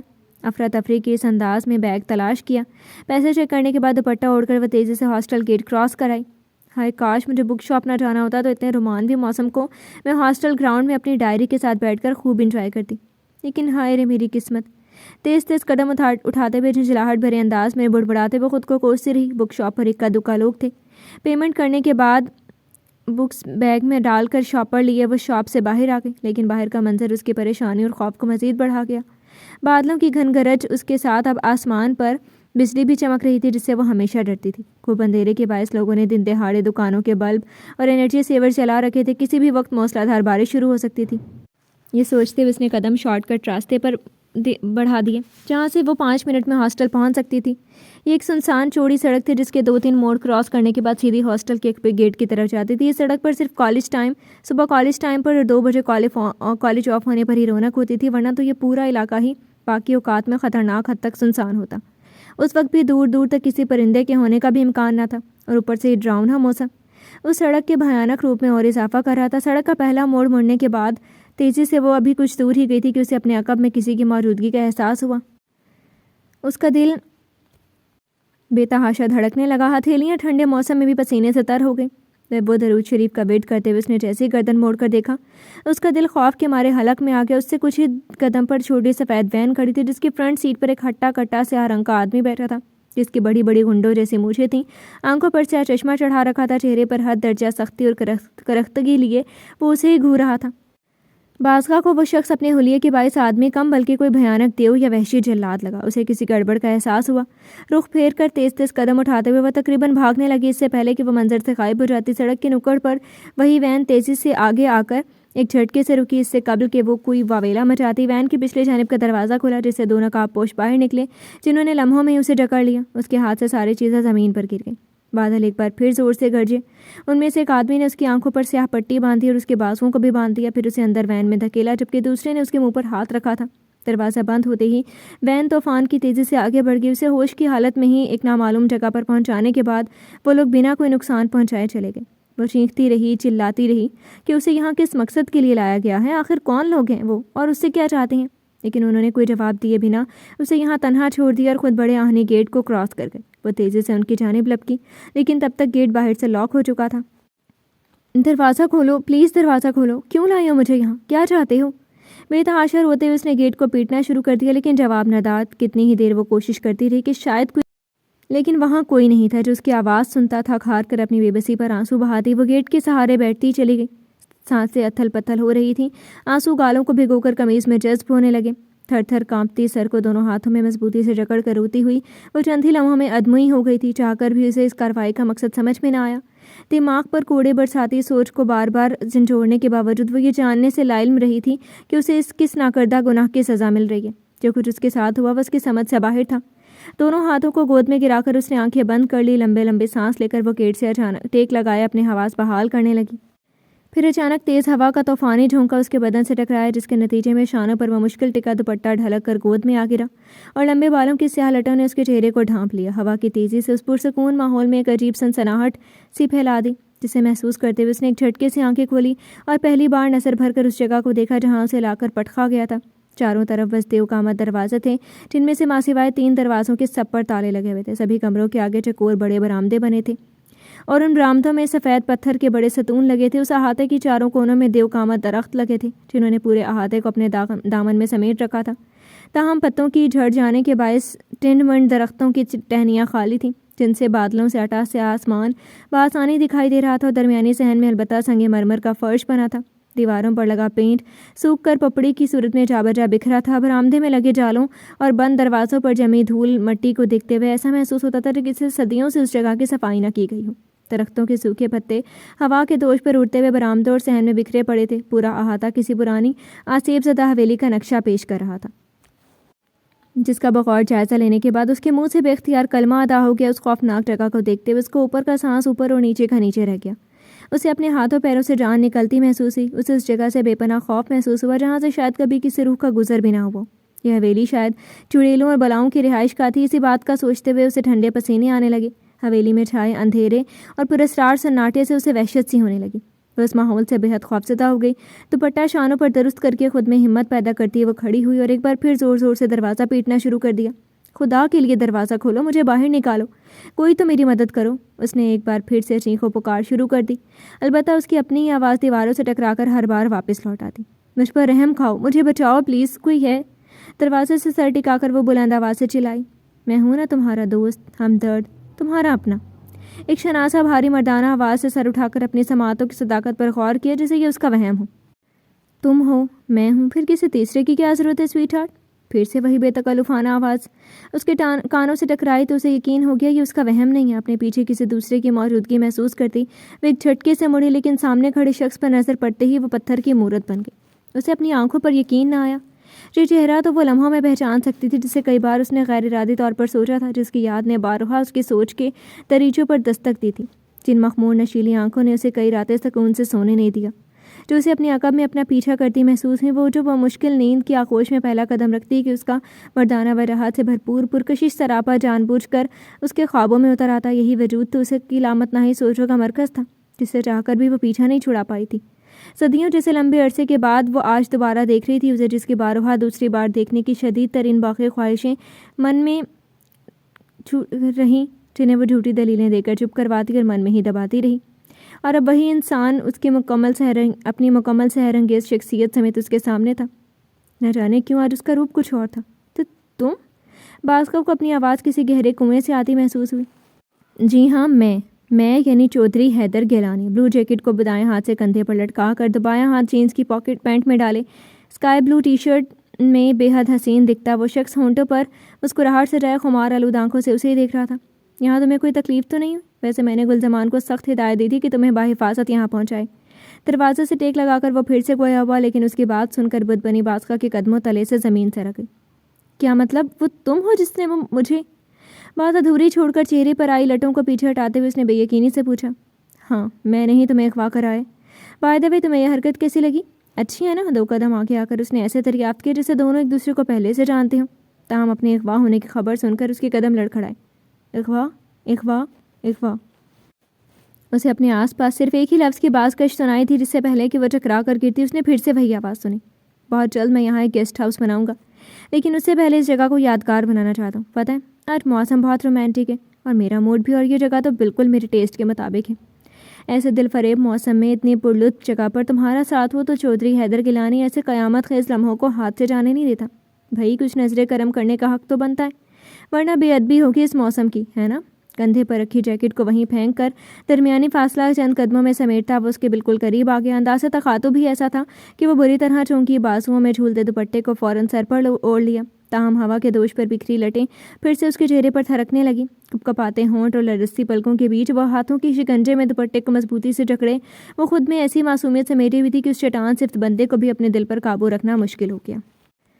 وہ مزید ایک قدم کا فاصلہ سمیٹ کر آگے آیا جبکہ باز کا ایک جھٹکے سے کرنٹ کھا کر پیچھے ہوتے ہوئے گیٹ سے جا لگی۔ اس کے اس طرح بدکنے پر حیدر شوخی سے مسکراتا آگے بڑھا، دائیں ہاتھ کو اس کے چہرے کے قریب گیٹ پر ٹکا کر دوسرا ہاتھ جینس کی پینٹ میں ڈالے وہ سر سے لے کر پاؤں تک اسے گہری نظروں سے دیکھ رہا تھا، جبکہ باز کا خواب سے بھرا دل پسلیاں توڑ کر باہر نکلنے کو بےتاب تھا۔ پسینے کے قطرے شبنم کی مانند اس کی پیشانی پر ٹھہر گئے۔ ویسے ایک بات تمہیں ماننی پڑے گی باز کا کہ تم ہو بے حد حسین، ایسی تو چودھری حیدر گیلانی بے قرار نہیں ہوا تمہاری جھلک دیکھنے کو۔ اور دیکھو دل کی پیاس بجھی بھی تو اس طرح کی ساری تشنگی دور ہو گئی۔ اس کی پیشانی پر چپکی سیاہ لٹ کو ملائمت سے پیچھے ہٹا کر مخمور انداز میں کہتے ہوئے اسے لرزا کر رکھ دیا۔ وہ اس کے اتنے قریب تھا کہ اس کی گرم سانسوں کی تپش باسکا کے چہرے کو دہکانے لگی۔ اس نے چہرے کا رخ دوسری جانب کر لیا، نفرت کی آخری حدوں کو چھوتی وہ سختی سے دونوں آنکھیں میچ گئی۔ حیدر سینے پر ہاتھ باندھے اس کے چہرے کی یخلک بدلتی رنگت دیکھ کر مسکرایا۔ کیا واقعی یہ چہرہ میرے لیے خاص ہے؟ اپنی خود ساختہ سوچ سے وہ کچھ پل کو حیران ہوا، لیکن اگلے ہی لمحے سر جھٹک کر اس کے سابقہ رد عمل پر غور کیا۔ کیا چاہتے ہو تم؟ اتنے عرصے میں پہلی بار اس نے لب کو شائع کی، خواب سے لڑکھڑاتا لہجہ حیدر کے اندر تک طمانینت بن کر اتر گیا۔ ابھی پتہ چل جائے گا، اتنی جلدی کیا ہے؟ اس کے دائیں بائیں ہاتھ رکھ کر کہتا ہوا اسے بغور دیکھنے لگا۔ بازخان نے اسے ایک زوردار دھکا دے کر خود سے دور کیا، وہ اس جھٹکے کے لیے قطعی تیار نہ تھا، اس لیے لڑکھڑاتا ہوا پیچھے دہانے ستون سے ٹکرایا۔ بازخان کی اس درجہ جرأت پر وہ پل بھر میں ہی سیخ پا ہو گیا۔ خبردار گھٹیا انسان، اب میرے قریب آنے کی کوشش مت کرنا، ورنہ کیا کر لو گے تم؟ ہاں بولو۔ غصے پر قابو پاتے ہوئے اس کی بات اچک کر لے گیا، ورنہ میں چلا کر پوری دنیا کو اکٹھا کر لوں گی۔ چلتی سانسوں کے درمیان وہ مشکل جرأت پیدا کرتے ہوئے چیخی، تم لڑکیاں اور کر بھی کیا سکتی ہو سوائے رونے اور شور مچانے کی؟ اینی وے سے پہلے کہ میں اپنا پروگرام شروع کروں تم اپنی سے کوشش کر کے دیکھ لو۔ چلاؤ لیکن پلیز ذرا آہستہ، کیونکہ مجھے شور سے نفرت ہے، لیکن تمہیں یہ موقع دے رہا ہوں۔ شاباش چلاؤ، شاید کوئی تمہاری مدد کو آ جائے۔ جینس کی پینٹ میں ہاتھ ڈال کر گہری سنجیدگی سے مکمل رعایت دیتا وہ اسے مزید خوفزدہ کر گیا۔ وہ ایک بار پھر گیٹ کی طرف پلٹی، پاگلوں کی طرح گیٹ پیٹنا شروع کر دیا، لیکن وہاں کوئی نہیں تھا جو اس کی آواز سنتا۔ پھر ہارے ہوئے جواری کی طرح اس نے بے بسی سے اس شخص کو دیکھا جو غیر ارادی طور پر ہی اس کے دل میں کانچ کے محل کا مکین بن گیا تھا، لیکن آج اس شخص کی گھٹیا حرکت کے باعث وہ کانچ کا محل ٹوٹ کر کرچی ہو گیا تھا۔ اس نے دھندلائی آنکھوں سے سامنے کھڑے بظاہر وجاہت کے مجسم پیکر کو دیکھا۔ بازخا اسے یوں طمانینت سے کھڑا دیکھ کر ہار مان گئی۔ وہ جان گئی تھی کہ اس برفیلی چٹان کے سامنے وہ کچھ نہیں کر پائے گی، اس لیے اکڑ دکھانے کا کوئی فائدہ نہیں۔ چنانچہ مفاہمت کا راستہ اپناتے ہوئے اس نے ہتھیار ڈال دیے۔ وہ بھاگتی ہوئی اس کی جانب لپکی اور پاؤں میں ڈھیر ہو گئی۔ مجھے جانے دو پلیز، دیکھو میں ہاتھ جوڑتی ہوں، تمہارے پاؤں پڑتی ہوں، خدا کا واسطہ میرے ساتھ ایسا کچھ مت کرنا۔ میں اس دن کی بدتمیزی پر تم سے معافی مانگتی ہوں، جو کچھ ہوا اسے بھول کر مجھے معاف کر دو، مجھے جانے دو پلیز، خدا کے لیے مجھے جانے دو۔ اس کے بوٹوں کو تھامے وہ باقاعدہ التجاؤں پر اتر آئی۔ اسے اپنے قدموں میں تڑپتا گڑ گڑاتا دیکھ کر حیدر ایک منٹ کے لیے گڑبڑا گیا۔ ارے یہ نازک حسین ہاتھ یوں معافی مانگنے کے لیے تو نہیں بنے۔ اوکے ریلیکس ہو جاؤ، کول ڈاؤن، تم واپس جانا چاہتی ہو نا؟ ٹھیک ہے، لیکن پہلے رونا بند کرو پلیز۔ وہ اس کے دونوں جڑے ہوئے ہاتھوں کو تھامے بڑی لگاوٹ سے کہہ رہا تھا، ساتھ ہی اس کے آنسو بھی صاف کیے۔ بعض کا اس گرگٹ کی طرح رنگ بدلنے والے انسان کے رویے پر ششدر رہ گئی۔ مین پرابلم یہ ہے کہ یہ گیٹ باہر سے لاکڈ ہے، اس لیے کھل نہیں سکتا۔ تم ایک کام کرو، اس دروازے سے چلی جاؤ، وہ باہر کی طرف ہی کھلتا ہے، میں بھی وہیں سے آیا ہوں، جاؤ شاباش۔ بائیں سائڈ پر کھلے دروازے کی طرف اشارہ کرتے ہوئے وہ اسے بڑی سہولت سے باہر جانے کی اجازت دے رہا تھا۔ کسی گڑبڑ کے احساس کے تحت بازگاہ کا ماتھا ٹھنکا، لیکن پھر اس کے بار بار اکسانے پر وہ کھڑی ہو گئی، کیونکہ اس وقت اس کی حالت ایک ایسے پنچھی کی مانند تھی جو برسوں سے پنجرے میں قید ہو کر ایک جھٹکے سے اپنی آزادی کی خبر سن کر ہی خوشی سے جھوم اٹھا۔ وہ دیر کیے بنا دیوانوں کی طرح اس کھلے دروازے میں داخل ہو گئی۔ وسیع کمرے کے آخر کے کونے میں بھی ایک دروازہ تھا۔ اس نے جلدی سے لپک کر دروازہ کھولا اور ایک وسیع لمبی راہداری میں داخل ہو گئے جہاں خطرناک حد تک سناٹا تھا۔ تیزی سے دوڑتی ہوئی وہ راہداری عبور کرتی اس نے ملحقہ صحن میں آ گئی، جس کے آخری سرے پر بند دروازے کی کنڈی لگی تھی اور نیچے تالا لٹک رہا تھا۔ اس کا دل سرشاری سے جھوم اٹھا تو گویا اس کے آزادی میں محض چند قدم کا ہی فاصلہ تھا۔ یہ سوچتے ہوئے وہ پاگلوں کی طرح بھاگتی ہوئی اس جانب آئی۔ کنڈی کھول کر اس نے جیسے ہی قدم باہر نکالا، اسے حیرت و صدمے کا شدید جھٹکا لگا۔ سامنے ہی وہ ستون سے ٹیک لگائے بیٹھا تھا، دل پھٹنے لگا۔ اس نے مکمل گھومتے ہوئے اس جگہ کو بغور دیکھا۔ اسی پل اسے لگا کہ آسمان پھٹ گیا ہو اور زوردار بجلی اس پر گری ہو، جس سے اس کا پورا بدن جھلس گیا تھا۔ وہ برف کی طرح منجمد ہو گئی، جسم کا سارا لہو جیسے کسی نے نچوڑ لیا ہو۔ وہ گھوم پھر کر اسی جگہ پر واپس آ گئی تھی جہاں سے بھاگی تھی۔ یہ سوچ کر ہی اس کے پورے جسم پر لرزہ سا طاری ہو گیا، جبکہ دوسری جانب وہ اس کے معصوم دلی جذبات و کیفیات سے یکسر لا تعلق ہو کر اٹھا۔ پھر اس کے سفید چہرے کو دیکھ کر زوردار قہقہا مار کر ہنسا، پھر ہنستا ہی چلا گیا، گویا وہ اپنے گہرے مقصود پانے پر خوشی سے پاگل ہو گیا ہو۔ بازخا کے اندر چھناکے سے کچھ ٹوٹ گیا۔ وہ جو اپنی زندگی کے سب سے نازک موڑ پر کھڑی تھی، تو یہ بے رحم شخص کیسے اس کے ساتھ گیم کھیل رہا تھا؟ اس کا وجود خاکستر ہو گیا۔ اس نے نفرت بھری بدحواس متوحش نگاہوں سے اس ظالم کٹھور آدمی کو دیکھا جو اس کے ساتھ آنکھ مچولی کھیل کر کے اس قدر خوش تھا۔ پھر وہ پیٹ پر ہاتھ رکھ کر بمشکل اپنی ہنسی روکنے کی لگا۔ حیدر کے چہرے پر یکدم سنجیدگی اور کرختگی چھا گئی، اس نے بازگاہ کو تند نظروں سے دیکھتے ہوئے کہا، جاؤ، تم آزاد ہو، تم فریب تو نہیں کر رہے، جو تم سمجھو۔ خدا کے قہر سے ڈرو چودھری حیدر گیلانی، اس کی لاٹھی بے آواز ضرور ہے لیکن جب کسی پر پڑتی ہے نا تو اس کا وجود ریزہ ریزہ کر دیتی ہے۔ تم دیکھنا تمہارا انجام بھی کچھ ایسا ہی ہوگا۔ میں نہیں لیکن میرا خدا تم سے انتقام لے گا۔ میں تمہیں بد دعا دیتی ہوں کہ تمہیں کبھی سکون نصیب نہ ہو، کبھی نصیب نہ ہو۔ بدحواسی سے اپنی ساڑی بھڑاس نکال کر وہ ایک بار پھر چہرہ ہاتھوں سے چھپا کر پھوٹ پھوٹ کر رو دی، اور وہ جو مگر انداز میں اسے یکسر نظر انداز کیے ہوئے تھا اس کی طرف متوجہ ہوا، پھر سینے سے طویل سانس خارج کرنے کے بعد آہستہ آہستہ چلتا ہوا اس کے قریب آیا۔ ویری ویل، ہو گئی تمہاری بکواس۔ ویسے ایک بات بتاؤں، تمہاری ان بددعاؤں کا مجھ پر کوئی اثر نہیں ہونے والا، کیونکہ یہ آلریڈی مجھے لگ چکی ہے۔ بچپن سے لے کر آج تک میں بے سکونی کی زندگی تو جیتا آ رہا ہوں، اس لیے میں کسی کو خوش نہیں دیکھ سکتا۔ میں دوسروں کو بھی تڑپانا چاہتا ہوں جیسے میں خود تڑپ رہا ہوں، اس لیے تم ان بددعاؤں میں اپنا وقت ضائع نہ کرو، جہاں جاؤ جہاں جانے۔ تفصیلی تمہید باندھ کر وہ اکتاہٹ سے کہتا جیسے مڑا کہ بازگاہ نے لپک کر اس کی ٹانگ پر اپنی گرفت مضبوط کر لی۔ تو پھر لے چلو مجھے اپنے ساتھ تاکہ میں اپنی آنکھوں سے تمہیں تڑپتا ہوا دیکھوں۔ میرا ویسے بھی دنیا میں کوئی نہیں ہے میرے پیچھے رونے والا، اس لیے سائے کی طرح تمہارے ساتھ رہ کر میں تمہارے کرموں کی سزا بن جاؤں گی۔ اب کالج نہیں جا سکتی اور کوئی نہیں ہے میرا، نہ گھر نہ در۔ اس کی ٹانگ سے چپک کر بنا کسی انجام کی پرواہ کیے وہ چپکی رہی۔ البتہ اس کی حرکت حیدر کو پھر سے سرتا پا سلگا گئی۔ چودھری حیدر گیلانی ابھی اتنا کمزور نہیں ہوا کہ تم جیسی دو کوڑی کی لڑکیاں اس کے لیے پچھتاوا رہ جائیں۔ میں آج سے پہلے اور آج کے بعد بھی ویسا ہی رہوں گا جیسے تم نے مجھے دیکھا تھا۔ البتہ تمہاری زندگی اب اجیرن ہو جائے گی کیونکہ اب تم میرے ساتھ چلو گی۔ اور ہاں، یہ ہرگز مت سمجھنا کہ میں تمہیں اس لیے لے کے جا رہا ہوں کہ میرے نزدیک تمہاری کوئی اہمیت ہے۔ ہاں، ایک بات بتا دوں، میں اتنا کیریکٹر نہیں کہ اتنا گرا ہوا کیریکٹر نہیں کہ تمہاری خاطر اپنے کردار پر آن جانے دوں۔ میں تم پر تھوکنا بھی گوارا نہیں کرتا۔ غصے سے پھنکارتا کاف اڑاتا وہ اس کے بالوں پر اپنی گرفت مضبوط کرتا چلا گیا۔ پھر اسی قہر و جارحیت کے ساتھ بالوں سے گھسیٹتا گیٹ تک لایا جو پہلی دستک پر ہی کھل گیا۔ طوفان کی تیزی سے اسے اپنے ساتھ گھسیٹتے ہوئے وہ گاڑی کی طرف لایا۔ سڑک پر رگڑ لگنے کے باعث اس کے کپڑے ایک دو جگہ سے پھٹ گئے تھے۔ اس کے قدم بھاگنے کے باوجود اس کی رفتار کا مقابلہ نہ کر سکے۔ یکدم وہ لڑکھڑائی اور اس کی گرفت سے نکل کر پیچھے گر گئی۔ رہی سہی کسر کیچڑ نے پوری کر دی۔ جو قطعی ہوش میں نہ تھا عقاب کی طرح اس پر جھپٹا، پھر سے بالوں کو جکڑ لیا، لیکن اس مرتبہ وہ درد کی تاب نہ لاتے ہوئے کرہ اٹھی۔ وہ اسی طرح گھراتا ہوا آگے بڑھا، انتہائی درشتگی سے بیک سیٹ کا دروازہ کھولا، اسے بوسیدہ کچرے کی مانند اندر پھینکا، خود اسی تیش کے عالم میں گاڑی کا فرنٹ ڈور کھولا اور ہر احساس سے عاری ہو کر طوفانی رفتار سے گاڑی فل سپیڈ پر چھوڑ دی۔ وہ چاہنے کے باوجود یہ پوچھنے کی جرات نہ کر سکی کہ وہ اسے کہاں لے کر جا رہے۔ وہ تو بس لاچاری سے گیلی سڑکوں پر بارش میں بھیگتی فراٹے بھرتی کار کو دیکھ رہی تھی۔ انتہائی ریش ڈرائیونگ کرتے ہوئے اس نے ایک جھٹکے سے گاڑی روکی کہ اس کا سر سامنے ڈرائیونگ سیٹ سے ٹکرایا، پھر اس کی طرف کا دروازہ کھول کر اسے بازو سے گھسیٹتے ہوئے باہر نکالا۔ گاڑی ایک شاندار بنگلے کے سامنے رکی تھی۔ گیٹ پر اسلحے سے لیس باوردی گارڈز کھڑے تھے۔ اسے غصے کے عالم میں آگے بڑھتا دیکھ کر ایک نے جھٹ سے بڑا آہنی گیٹ کھولا تھا۔ گیٹ سے اندر داخل ہونے پر اس کا پیر کسی چیز سے ٹکرایا۔ وہ بری طرح لڑکھڑائی اور خود کو گرنے سے بچانے کے لیے اس کے ہاتھ کو مضبوطی سے تھام لیا۔ وہ جو پاگلوں کی طرح اسے گھسیٹ رہا تھا، یہ پرواہ کیے بغیر اس کے بدن پر رگڑ لگنے سے کتنی چوٹیں آئیں۔ پاؤں کی انگلیاں اور دونوں گھٹنے چھل گئے تھے اور ان میں سے خون رسنے لگا تھا۔ وہ تکلیف سے بری طرح نڈھال ہو گئی تھی، اس کی آنکھیں بند ہونے لگیں۔ ہوش تو اسے تب آیا جب اس نے بڑے ہال میں آ کر سانس لیا۔ رفت بھی، کہاں ہو تم رفت بھی؟ وہ زور زور سے چنگھاڑتا ہوا کسی کو پکار رہا تھا۔ بازگاہ کا بازو ابھی تک اس کی گرفت میں تھا۔ آن کی آن میں ڈھیروں ملازمین وہاں جمع ہو گئے جو اپنے مالک کو اس حالت میں دیکھ کر خوف و گھبراہٹ سے سہم گئے۔ رفت بھی، وہ پھر سے دھاڑا، لیکن اس کی دوسری آواز پر ہی سامنے کا دروازہ کھلا جہاں سے ایک عمر رسیدہ خاتون ہاتھ میں سفید تسبیح کے دانے گھماتے ہوئے برآمد ہوئی، لیکن اس کے غسیلے چہرے پر نظر پڑتے ہی حیرت اور تجسس کے سمندر میں غوطہ زن ہو گئی۔ حیدر، تو آ گیا بیٹا، اور اتنے دن؟ بات ابھی ان کے منہ میں ہی تھی کہ انہوں نے دوسری نظر اس کے ہاتھ میں جکڑی بند ہوتی آنکھوں، کیچڑ میں لتھڑے پتھڑے وجود پر ڈالے، دوپٹہ سر سے غائب، جگہ جگہ سے پھٹے کپڑے، حال سے بے حال وہ لڑکی کسی کی حد درجہ صفاکی کا منہ بولتا ثبوت تھی۔ وہ گرنے کو تھی کہ حیدر نے اسے بازو سے جھٹک کر سیدھا کیا اور ان سے مخاطب کیا، لیجیے سنبھالیے اسے، آج سے یہ اس گھر میں ہی رہے گی، لیکن ایک بیکار گلدان کی طرح جس پر چودھری حیدر گیلانی نظر ڈالنا بھی گوارا نہیں کرتا۔ اسے زوردار جھٹکے سے ان کی طرف دھکیل کر اسے طوفان کی تیزی سے تھپ تھپ سیڑھیاں چڑھ کر اوپر چلا گیا تھا۔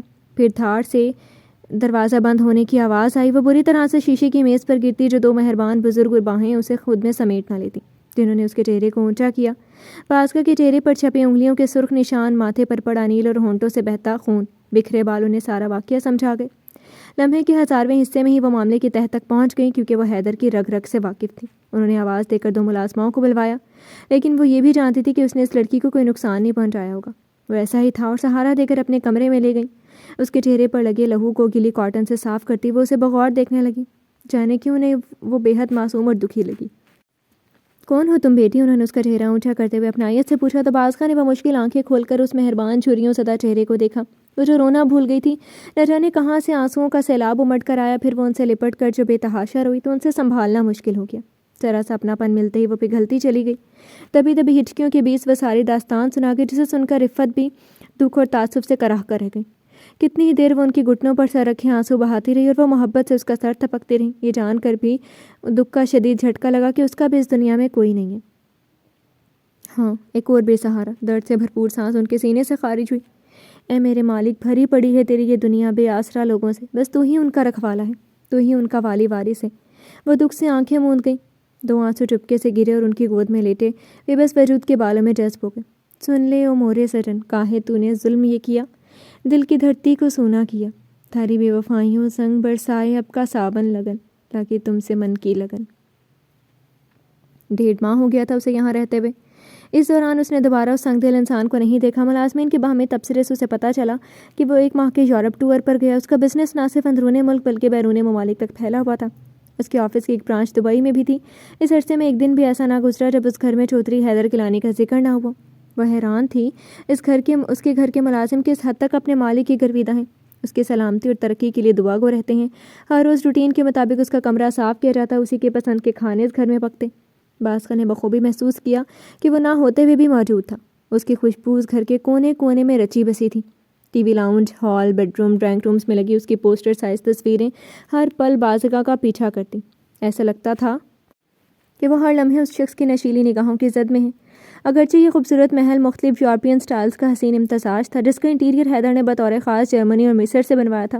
بنگلے میں رکھے تمام ڈیکوریشن پیسز اس نے بنگلور سے خریدے تھے۔ ہال میں لگا بیش قیمت فانوس اس کی کینیڈین دوست نے گفٹ کیا تھا، اور اپنے بیڈ روم کو تو اس نے بطور خاص پاکستان کے مہنگے اور مشہور ترین انٹیریئر ڈیزائنر سے ڈیکوریٹ کروایا تھا، جس کی زیادہ تر چیزیں اس نے آسٹریلیا اور سنگاپور سے خریدی تھی۔ بلا شبہ یہ بنگلہ چودھری حیدر گیلانی کے ذوق کا بہترین شاہکار تھا، جس کی ہر چیز سے اس کی پسند جھلکتی تھی۔ کسی بھی چیز کو چھوتے وقت وہ بے اختیار اس شخص کی خوشبو کو اس میں رچا بسا محسوس کرتی۔ آج اسے حیدر کی بات سچ لگنے لگی تھی کہ اس کے گھر میں رہ کر وہ خود کو بھی سزا دے گی۔ وہ تھکنے لگی اس کے انجھوے عکس سے بھاگتے بھاگتے۔ ایسے میں اگر کسی نے اس کی ڈھارس بندھائی تو ایک ہی مہربان ہستی نے، اور وہ تھی رفت بھی، جنہیں وہ بے حد عزیز ہو گئی تھی۔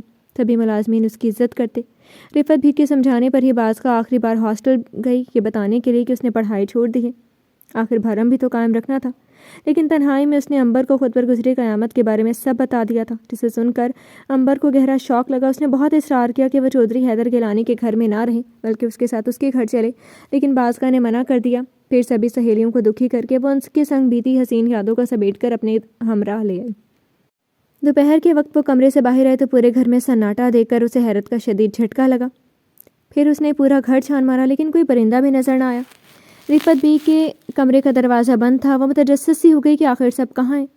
باہر چوکیدار سے پوچھنے کے ارادے سے جیسے ہی لان میں قدم رکھا، تالیوں کی زوردار گونج سن کر رک گئی۔ یہ آواز سرونٹ کوارٹر سے آ رہی تھی۔ وہ بھی اسی سمت چلی آئی۔ لان کے عقبی حصے میں بنے دروازے کو ہلکا سا پش کیا جو سرونٹ کوارٹرز کی طرف کھلتا تھا۔ پھر اس نے اندر جھانکا تو حیرت سے اس کی آنکھیں مزید پھیل گئیں۔ سب ملازمین برآمدے میں بڑا ٹی وی سیٹ کیے اسی پر نظریں مرکوز کیے بیٹھے تھے۔ مالی بابا تو باقاعدہ اسکرین سے چپکے ہوئے تھے۔ سب کے چہروں پر مسکراہٹیں تھیں۔ ٹی وی کا رخ دوسری جانب تھا، اس لیے وہ حیران ہوئی کہ آخر وہ لوگ ایسا کیا دیکھ رہے ہیں۔ پھر بنا کوئی آہٹ کیے وہ انہی قدموں سے واپس آ گئی، لیکن لاؤنج سے گزرتے ہوئے اپنی فطری طبیعت کے باعث رک گئی۔ پھر اس نے ریموٹ اٹھایا اور وہیں صوفے پر بیٹھ کر ٹی وی آن کر دیا۔ پھر ایک کے بعد ایک وہ چینل بدلتی چلی گئی۔ وہ بدل ہو کر ٹی وی آف کرنے ہی والی تھی کہ پاکستانی چینل پر اس کی انگلیاں تھم سی گئیں۔ دل بے ہنگم انداز میں دھڑکنے لگا، کیونکہ ٹی وی اسکرین پر بڑے تمطراق سے ہاتھ میں ٹرافی تھامے اپنی جاندار پاگل کر دینے والی مسکراہٹ کے ساتھ وہ ظالم ہرجائی کوئی اور نہیں بلکہ حیدر تھا، جسے اتنے عرصے بعد دیکھ کر اس کے ہاتھوں میں پسینہ جمع ہونے لگا۔ وہ حد سے زیادہ نروس ہوتی، اپنی حالت خود سمجھ نہیں پا رہی تھی۔ وہ غصے سے اٹھ کر جانا چاہتی تھی، لیکن ایسا نہیں کر پائی اور یکٹک اپنی جیت پر سرشار اسے مسکراتا دیکھ رہی تھی۔ اس سال بھی اسے بہترین بزنس مین کا ایوارڈ ملا تھا۔ شاید یہ شخص جیتنے کے ہی قابل ہے، تبھی تو اپنی سوچ پر اسے غصہ بھی آیا اور حیرت بھی ہوئی. وہ اتنی محف تھی کہ رفت بی کے قریب بیٹھنے کا بھی اسے پتہ نہ چلا. ہوش تو تب آیا جب وہ تالیوں کی گونج میں انگریز عورت سے ہاتھ ملاتا اسٹیج سے اتر گیا اور بازخان نے ٹی وی آف کرنے کے بعد ریموٹ رکھ کر رخ بدلا، لیکن بے حد قریب بیٹھی رفت بی کو اپنی طرف دیکھتا پا کر گڑبڑا گئی. پھر انہوں نے مسکراتے ہوئے اس کا ہاتھ تھام لیا. چاہنے لگی ہو حیدر کو؟ سوال اچانک تھا. وہ بری طرح چونکی، پھر سر جھکا گئی. تمہارا قصور نہیں ہے، وہ ہے ہی ایسا. نہ جانے ایسی کون سی کشش ہے اس میں کہ بے اختیار اس پر پیار آ جاتا ہے. اپنی حد درجہ بے رخی اور سخت طبیعت کے باوجود سب کو عزیز ہے. وہ خلا میں دیکھتی ہیں بڑی فراخ دلی سے اس کی خامیوں پر پردہ ڈال گئی. تاہم ان کی بات پر بازقہ کے دل کو ٹھیس پہنچی. اس نے عجیب جتانے والی نظروں سے رفت بی کو دیکھا تو وہ شرمندہ ہو گئی. معاف کرنا بیٹی، شاید تم سمجھو کہ میں اس کی وکالت کر رہی ہوں. دیکھو بیٹی، میں یہ تو نہیں کہتی حیدر نے جو کچھ تمہارے ساتھ کیا وہ ٹھیک تھا. اس نے جو کیا وہ قطعی جائز نہیں. اگر اسلامی اور قانونی نقطۂ نظر سے دیکھا جائے تو انصاف کا یہی تقاضا ہے کہ اسے کڑی سے کڑی سزا ملنی چاہیے. لیکن ایک بات میں ضرور کہنا چاہوں گی کہ اس نے جو کچھ بھی کیا غصے اور جنون میں کیا. بچپن سے اسے جیسا ماحول ملا، جس طرح اس کی پرورش ہوئی، اس نے حیدر کو حد درجہ شدت پسند بنا دیا. غصے میں تو وہ میری بھی نہیں سنتے. اور ماحول؟ کیسا ماحول؟ میں جاننا چاہتی ہوں رفت بھی. ایسا کیا ہوا اس کے ساتھ جس نے اسے انسانیت اور حیوانیت کا فرق ہی بھلا دیا؟ جانے کے اس احساس کے تحت وہ انہیں ٹوک گئی. اسے لگا شاید یہی موقع ہے اس شخص کے کڑواہٹ کے پیچھے چھپے راز کو جاننے کا. رفت بھی نے ایک طویل سانس خارج کی. زیادہ تو نہیں جانتی اور نہ ہی حیدر اس بارے میں کچھ بھی سننا یا بتانا پسند کرتا ہے، لیکن مجھے بھی یاد ہے وہ 16 دسمبر کی رات تھی جب حیدر بکھرا ٹوٹا مایوس سا گھر لوٹا تھا. پھر میری گود میں سر رکھ کر وہ اپنے اندر کا سارا دکھ باہر لے آیا تھا. حیدر نے پیدا ہوتے ہی ماں کو کھو دیا. باپ نشہ کرتا تھا. اس کا بچپن عام بچوں سے مختلف. نشے کی عادی باپ. 7 سال کی کم سن عمر میں اس کا باپ بھی چل بسا. خاندان میں اور کوئی تھا نہیں یا اسے نہیں معلوم تھا. تاہم وہ معصوم بچہ بھری پوری دنیا میں اکیلا رہ گیا. پڑوس کی خالہ اسے اپنے گھر لے جس کے خود بچے تھے. اس کا شوہر بھی اسے مارتا تھا. حیدر بچپن سے ہی بے حد حسین تھا، لیکن جس جگہ وہ تھا وہاں اس کے حسن کو سراہنے والا کوئی نہ تھا. محض 3 وقت کا کھانا کھانے کے لیے وہ دن بھر روتا سہما بچہ ہوٹل پر ایک میز سے دوسرے میز تک چکراتا پھرتا. شرابی اسے دھتکارتے، ذلیل کرتے، پان چبا کر اس کے منہ پر تھوکتے. پھٹے پرانے بسیدہ کپڑے میں ملبوس ننھا حیدر سسکتا بلکتا رہتا. پھر قسمت کو رحم آیا تو کس طرح کہ وہ ایک کھائی سے نکل کر دوسرے کنویں میں جا گرا. ایک دن اس ہوٹل پر ایک رئیس آدمی کی آمد ہوئی. وہ جوہر شناس تھا. اس جوہری نے شاید ہیرے کی پہچان کی تھی کہ وہ حیدر کو اپنے ساتھ لے گیا. حیدر کو پڑھنے لکھنے کا بے حد شوق تھا. اس جوہری نے حیدر کو اعلیٰ اسکول میں داخل کروایا. پھر جیسے حیدر کی قسمت نے ایک بار پھر پلٹا کھایا اور کامیابیاں اس کی گود میں ستاروں کی طرح رقص کرنے لگیں. ایف اے میں حیدر نے پورے پنجاب میں اول پوزیشن حاصل کی. وہ جوہری اس ہیرے کو مزید تراشنا چاہتا تھا. پھر اس نے حیدر کو اعلیٰ تعلیم کے لیے لندن بھیج دیا. کچھ ہی عرصے بعد وہ خود بھی وہیں شفٹ ہو گیا. اپنے مقصد کی تکمیل کے لیے اس نے حیدر کو پڑھائی کے ساتھ اپنے بزنس میں لگایا. دیکھتے ہی دیکھتے حیدر گناہوں کے کالے سمندر میں ڈوب گیا. کلبوں میں جانا، جوا کھیلنا اس کی زندگی کا معمول بن گیا. دن بدن اس کے حسن اور وجاہت میں اضافہ ہوتا چلا گیا، جس کی بنا پر وہ ہر لڑکی کا منظور نظر ٹھہرا اور یوں وجود اذان اس کی ضرورت بنتا چلا گیا. حسین تو وہ تھا ہی، تاہم اپنی قابلیت اور ذہانت کے بلبوتے پر اس نے اس جوہری کے بزنس کو 4 چاند لگا دیے. پھر حیدر سمگلنگ کی دنیا کا بے تاج بادشاہ بن گیا. وہ مٹی میں بھی ہاتھ ڈالتا تو وہ سونا بن جاتی. اس کی قسمت کا ستارہ عروج پر تھا. اور پھر ترقی کی اسی چکا چوند میں وہ اپنا درد بھرا بچپن، اپنی محرومیاں، یہاں تک کہ انسانیت کو بھی فراموش کرتا چلا گیا. پھر ایک دن اس جوہری کا ایکسیڈنٹ ہو گیا اور اس کا انتقال ہو گیا. پھر تب حیدر پورے 15 سال بعد واپس پاکستان لوٹا، لیکن اس حیدر سے قطعی مختلف جو یہاں سے گیا تھا. وہ ڈرا سہما معصوم سا حیدر تو مر گیا تھا، لیکن جو زندہ تھا وہ مغرور بے حد رئیس، پوری دنیا کو اپنی انگلیوں پر نچانے والا چودھری حیدر گیلانی تھا. بظاہر وہ ایک بے رحم اور سنگ دل شخص تھا، لیکن اس کے اندر ابھی بھی کہیں نہ کہیں تھوڑی انسانیت موجود تھی، کیونکہ اسے یتیم اور بے سہارا لوگوں سے بہت لگاؤ تھا. شاید اس لیے کہ وہ خود بھی انہی میں سے ایک ہے. مجھ سے بھی حیدر کا کوئی سگا رشتہ نہیں ہے، بلکہ حیدر سے میری ملاقات ایک حادثے کے ذریعے ہوئی تھی. میری بہو کے ورغلانے پر میرے بیٹے نے مجھے گھر سے نکال دیا. میں مرنے کے ارادے سے سڑک پر بے دہانی سے چلی جا رہی تھی کہ حیدر کی گاڑی سے میرا ایکسیڈنٹ ہو گیا. ہوش میں آنے پر میں نے حیدر کو ساری کہانی سنا دی. پھر وہ مجھے اپنے ساتھ یہاں لے آیا. اب پچھلے 11 سال سے میں حیدر کے ساتھ ہوں. میرا اس سے کوئی خونی رشتہ نہیں ہے، لیکن پھر بھی وہ مجھے اپنی ماں کا درجہ دیتے.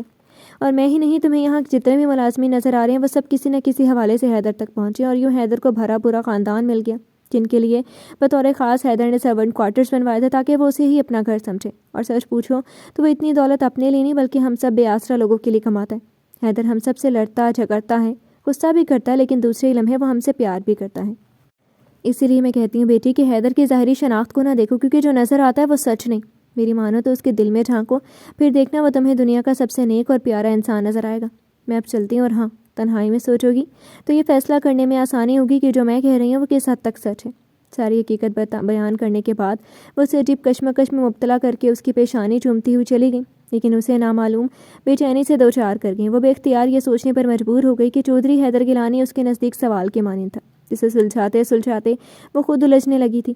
اس کی زندگی کے ہر موڑ پر ایک نئی کہانی اس سے وابستہ تھی۔ کسی بھی انسان کی زندگی میں بچپن کا دور خوشیاں لے کر آتا، لیکن اس کی زندگی میں بچپن دکھ، پریشانیاں، تنہائیاں اور اپنوں سے جدائی لے کر آیا۔ چھوٹی سی عمر میں ہی کتنا کچھ سہا تھا اس نے۔ وہ جو خود کو واحد مظلوم ہستی سمجھتی تھی، آج اس کی کہانی جان کر یہ احساس ہوا کہ حیدر کے دکھ کے سامنے تو اس کا دکھ کچھ بھی نہیں تھا۔ نہ جانے اس انسان کی زندگی کے اور کتنے ہی ایسے پہلو تھے جن سے وہ انجان تھی، نہ جانے اور کتنی گتھیاں ابھی سلجھنی باقی تھیں، لیکن ان سب کا ایک مثبت اثر ضرور ہوا تھا کہ بازگاہ کے لیے سوچ کے نئے درواں ہوئے تھے۔ آج اسے سمجھ میں آتا کہ ماضی کے تلخ تجربوں نے اس میں اتنی کڑواہٹ بھر دی ہے، اس لیے وہ اتنا وحشی ہو گیا۔ آج وہ اپنے دل میں حیدر کے لیے نرم گوشہ محسوس کر رہی تھی۔ سن لے او مورے سجن، جب سے ہوا دلوں کا ملن، پانے کو تھاری بس ایک جھلک، لاگے راہوں پہ ہمرے نین، لگن لاگے تم سے من کی لگن۔ رفت بھی اپنی نگرانی میں لاؤنج کی ڈسٹنگ کروا رہی تھی۔ باز کا چائے بنا کر وہیں لے آئی۔ انہیں چائے دینے کے بعد وہ جیسے ہی اپنا کپ لے کر پلٹی، سامنے بے دہانی سے آتی رشیدہ اسے ٹکرا گئی۔ بدلے میں چائے سے بھرا کپ فرش پر گر کر مخملی قالین کو داغدار کر گیا۔ ہائے اللہ جی، یہ کیا غضب ہو گیا! وہ معاف کرنا بی بی جی، وہ میں کوئی بات نہیں رشیدہ، ہو جاتا ہے، اس میں اتنا پریشان ہونے کی ضرورت نہیں ہے۔ بازگاہ نے اسے اس طرح حواس باختہ دے کر آرام سے کہا، نہیں بی بی جی، اگر حیدر صاحب نے قالین پر داغ دیکھ لیا تو مجھے کچا ہی چبا جائیں گے۔ توبہ توبہ، ان کا غصہ تو اللہ کی پناہ، اور یہ تو اتنا مہنگا قالین ہے، باہر کے ملک سے لائے تھے وہ، میں ابھی اسے صاف کرتی ہوں۔ رشیدہ کے ہاتھ پاؤں پھول گئے تھے، وہ اسے حیران چھوڑ کر تیزی سے پلٹی اور فوراً ہاتھ میں کپڑا لے آئی۔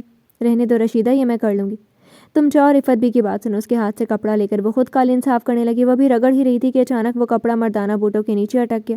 اس نے کپڑا وہیں چھوڑا۔ بوٹوں سے ہوتی نظر جیسے ہی چہرے تک پہنچی، وہ پتھر کی بن گئی۔ بالکل اچانک ہی بنا خبر کیے وہ واپس لوٹ آیا تھا، ہاتھوں میں بریف کیس تھامے۔ وہ بھی حد درجہ حیرت سے اسے ہی دیکھ رہی تھی۔ یا اللہ خیر، آج تو مارے گئے، اب تو بی بی جی کی خیر نہیں۔ خوف سے بڑبڑاتے ہوئے رشیدہ ہاتھ مسلنے لگی۔ رفت بھی نے بھی اسے دیکھ لیا تھا، اور اب وہ بھی وہیں آ گئی۔ حیدر نے ایک نظر قالین پر لگے داغ اور پھر اسے دیکھا جو بے بسی کی تصویر بنی ہوئی تھی۔ پھر نہ جانے کیا ہوا کہ وہ اسے بنا کچھ سخت سنائے سفر حیرتوں کے پہاڑ توڑتا آگے بڑھایا۔ رفت بھی خوشی سے نہال ہو گئی۔ سلام رفت بھی، کیسی ہیں آپ؟ خلاف توقع مسکراتے ہوئے وہ ان سے مخاطب ہوا تو انہوں نے جواب دے کر فرتے خوشی سے اس کا ماتھا چوم لیا۔ تمہیں بہت مبارک ہو حیدر، اس سال بھی۔ اس کی ضرورت نہیں رفت بھی، اور ویسے بھی چودھری حیدر گیلانی کو ہارنا پسند نہیں۔ ان کی بات کو بیچ سے اچکتے ہوئے اس نے طنز کا گہرا تیر بازگاہ کی طرف پھینکا، جو اس کے سینے پر تازیانہ بن کر لگا۔ پھر کچھ دیر اس کا تفصیلاً پوسٹ مارٹم کرنے کے بعد وہ سیڑھیوں کی طرف بڑھ گیا، یہ جانے بغیر کہ بازگاہ کے دل کو کتنی ٹھیس پہنچی تھی۔ اتنے عرصے بعد اسے اپنے روبرو پا کر اسے کہیں نہ کہیں انچاہی خوشی ہوئی تھی، لیکن حیدر کی نگاہوں میں وہی اجنبیت دیکھ کر اس کا دل بجھ سا گیا تھا۔ پھر وہ ایک جھٹکے سے اٹھی اور اپنے کمرے میں چلی گئی، تاہم رفت بھی کی نظروں سے اس کی آنکھوں کی نمی نہ چھپ سکی۔ ارے حیدر، یہ کیا بیٹا، تم نے تو صرف 2 نوالے کھائے ہیں، ابھی تو تمہارا من پسند گاجر کا حلوہ بھی باقی ہے۔ اسے نیپکن سے ہاتھ صاف کرتے دیکھ کر رفت بھی نے ٹوکا۔ اتنا کچھ تو پہلے ہی کھلا دیے رفت بھی، مزید کچھ کھایا تو پھٹ جاؤں گا، باقی جو کسر رہ گئی وہ دوپہر اور شام میں پوری کر لینا، فی الحال میرا موڈ نہیں ہے۔ حیدر نے ٹیبل پر پڑی انواع اقسام کی نعمتوں کی طرف اشارہ کرتے ہوئے بڑی عاجزی سے جواب دیا۔ اچھا جی، اور میری اس محنت کا کیا جو بڑھی جان صبح سے کچن میں گھسی، خاص طور پر اپنے بیٹے کے لیے حلوہ بنا رہی تھی؟ رفت بھی نے منہ بسورتے ہوئے بھرپور خفگی سے کہا تو وہ کہکہا لگا کر ہنس پڑا۔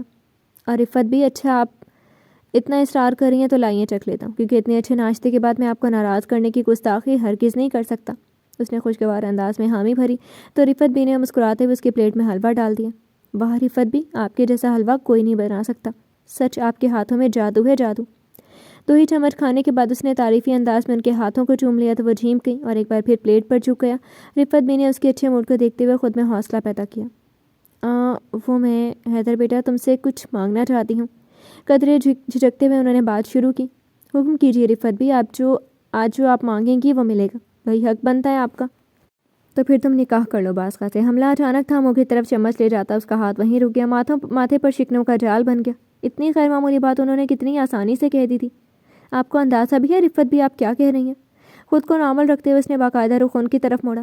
اچھی طرح جانتی ہوں، اسی لیے کہہ رہی ہوں، بازگاہ ایک یتیم بے آسرا لڑکی ہے، اس کا کوئی نہیں ہے، اس لیے میں چاہتی ہوں کہ تم اسے اپنا نام۔ اوفو رفت بھی، آپ چاہتی ہیں کہ میں اس معمولی لڑکی کو اپنی زندگی میں شامل کر لوں؟ ہرگز نہیں۔ ان کی بات کو کاٹتے ہوئے وہ ایک جھٹکے سے اٹھا۔ اس کا موڈ یکسر بدل گیا، لیکن رفت بھی نے قطعی پرواہ نہ کی، وہ آج تخت یا تختہ کا فیصلہ کرنے پر تلی تھی۔ اگر ایسی بات ہے حیدر تو یہ مت بھولو کہ معمولی بنانے والے بھی تم ہی تھے، اور اگر وہ اتنی معمولی تھے تو تمہاری نظر کیوں اسی پر آ کر ٹھہری؟ کیوں تم نے اسے ذلیل و رسوا کیا؟ بولو، جواب دو۔ وہ خود بھی غصے سے آتے ہوئے اسے بازو سے پکڑ کر جھنجھوڑنے لگی، لیکن اس بار وہ مٹھیاں جکڑے خاموش رہا۔ اب کیسے سامنا کرے گی وہ اس دنیا کا؟ کیسے جیے گی؟ تم نے اسے یہاں لا کر پھینکنے کے بعد فراموش کر دیا، لیکن کبھی سوچا کہ وہ جوان اور خوبصورت لڑکی اتنی پہاڑ سے زندگی کیسے گزارے گی؟ وہ اس کا رخ اپنی طرف موڑ کر اس کے چہرے کی جامد خاموشی کو دیکھنے لگی، جس سے اب اس کے لبوں کی جنبش نے توڑا تھا۔ ٹھیک ہے، زندگی گزارنی ہے نا، تو رہے ہمیشہ کے لیے اس گھر میں، کھائے پیے پہنے اوڑھے، مجھے کوئی اعتراض نہیں۔ ویسے بھی اس کے ہونے یا نہ ہونے سے مجھے کوئی فرق نہیں پڑتا، وہ اپنی مرضی سے زندگی گزار سکتی ہے۔ نہ جانے کیوں وہ جو کہہ رہا تھا دل اور آنکھیں اس کا قطعی ساتھ نہیں دے رہی تھیں۔ رفت بی نے ابرو اچکا کر اس کا جائزہ لیا، جو خود الجھا ہوا تھا، اور اس کے طنزیہ انداز کو نہ سہتے ہوئے رخ پھیر گیا۔ کس حیثیت سے رہے وہ اس گھر میں؟ آج کل کے دور میں لوگوں کو باتیں بنانے کا موقع ملنا چاہیے۔ کیسے جواب دے گی وہ لوگوں کے طنز بھرے سوالوں کا؟ یہ دنیا اسے جینے نہیں دے گی حیدر۔ رفت بھی اس کی کمزوری پا کر شیر ہو گئی۔ آپ شاید بھول رہی ہیں رفت بھی، اس گھر میں اور بھی ملازم ہیں جن کا مجھ سے کوئی رشتہ نہیں ہے، ان سے تو دنیا سوال نہیں کرتی۔ بڑا بوگس اور بے ہنگم انداز سا جواز پیش کیا اس نے کہ وہ اس کے بالمقابل آ گئی۔ ہاں نہیں کرتی، کیونکہ وہ سب ملازم اور تم خود اسے لے کر آئے تھے، جیسا تم نے اس معصوم سے کیے۔ تمہیں ذرا بھی ترس نہ آیا کہ وہ؟ رفت بھی بس بہت ہو گیا، اب کیا چاہتی ہیں آپ؟ وہ مشتعل سا ہو کر چلا اٹھا۔ یہی کہ تم اسے اپنا لو، اور تم ہی کہتے ہو نا کہ وہ تمہارے لیے غیر اہم ہے، تو نکاح کے 3 بول پڑوا لینے میں تمہاری کون سی شان گھٹتی ہے؟ لیکن تمہارا ایسا کرنے سے اس مسکین کو جینے کا مقصد مل جائے گا، شاید اسی طرح اس کے غموں کا ازالہ ہو سکے۔ انہوں نے لوہا گرم دیکھ کر چوٹ کی تھی جو اتنی زبردست تھی کہ اس کا وجود منقسم کر گئی۔ ٹھیک ہے، اگر یہی آپ کی خواہش ہے تو ایسا ہی صحیح، لیکن ایک بات یاد رکھیے گا، میں صرف آپ کے لیے کڑوا خون پینے کے لیے تیار ہوں۔ اس میں قطعی میری ذاتی خواہش نہیں، اس سے کہیے گا تیار ہے، میں سارا بندوبست کر لوں گا، اور آج شام 5 بجے یہ نکاح ہو جائے گا۔ فیصلہ سنانے کے بعد وہ کچھ دیر لبوں کو کچلتا رہا، پھر تن فن کرتا چلا گیا۔ تب رفت بی نے اپنی کب کی رکی سانس بحال کی اور ہاتھ بلند کیے، اپنے رب کا شکر ادا کیا کہ انہوں نے ایک بڑا معرکہ سر کیا تھا۔ پھر اس کے کہنے کے مطابق ٹھیک شام 5 بجے قاضی اور گواہان کی موجودگی میں اس نے بازگاہ سے نکاح کر لیا۔ سبھی ملازمین نے اسے مبارکباد دی، جسے اس نے محض سر ہلا کر قبول کر لیا، لیکن بازگاہ کے لیے یہ معمولی بات نہیں تھی۔ اس بندے کو پا کر اسے اپنا گوہر مقصود مل گیا تھا، تاہم ابھی ایک اور ہدف باقی تھا، اس مغرور بادشاہ کو پوری طرح فتح کرنے اور اپنی محبت کا اسیر کرنے کا، اور بازگاہ نے یہ چیلنج دل کھول کر قبول کیا تھا۔ 1 ہفتہ ہو گیا تھا اسے گئے ہوئے، نکاح کی بات تو اس نے ایک جھلک بھی اس ظالم ہرجائے کی نہیں دیکھی تھی، جو تمام تر بے قراریاں اسے سونپنے کے بعد خود دامن چھڑا کر روپوش ہو گیا تھا۔ رات کا درمیانی پہر تھا، جب سارا عالم غفلت کی نیند میں ڈوبا ہوا تھا، ماں سوائے اس کے جو بیڈ گراؤنڈ سے ٹیک لگائے حیدر کی یاد میں بری طرح غرق تھی۔ زیرو بلب کی نیلگوں روشنی پورے کمرے میں ایک عجیب سا سحر پھیلا رہی تھی۔ وہ تھک ہار کر بیڈ سے اتری اور درمیانی جالی دار دروازہ عبور کر کے بالکنی میں آ گئی۔ نیچے لان کا سارا منظر خاموشی اور نیند میں ڈوبا ہوا تھا۔ اچانک ٹھنڈی ہوا کا جھونکا اس کے بدن سے ٹکرایا اور اسے پرلطف احساس بخش گیا۔ لمبی لٹوں کو پیچھے کرتے ہوئے جانے دل میں کیا سمائے کہ وہ ایک ایک کر کے ناگن جیسے لمبی چٹیا کے بل کھولنے لگی۔ گھنے ریشمی بالوں کی آبشار میں انگلیاں پھیر کر سیدھا کرنے کے بعد اس نے گھنیرے بالوں کو شانوں پر بکھرا دیا۔ خود لوہے کی گرل کو دونوں ہاتھوں سے تھام کر آگے ہوتی ہوئے لمبے لمبے سانس لینے لگی۔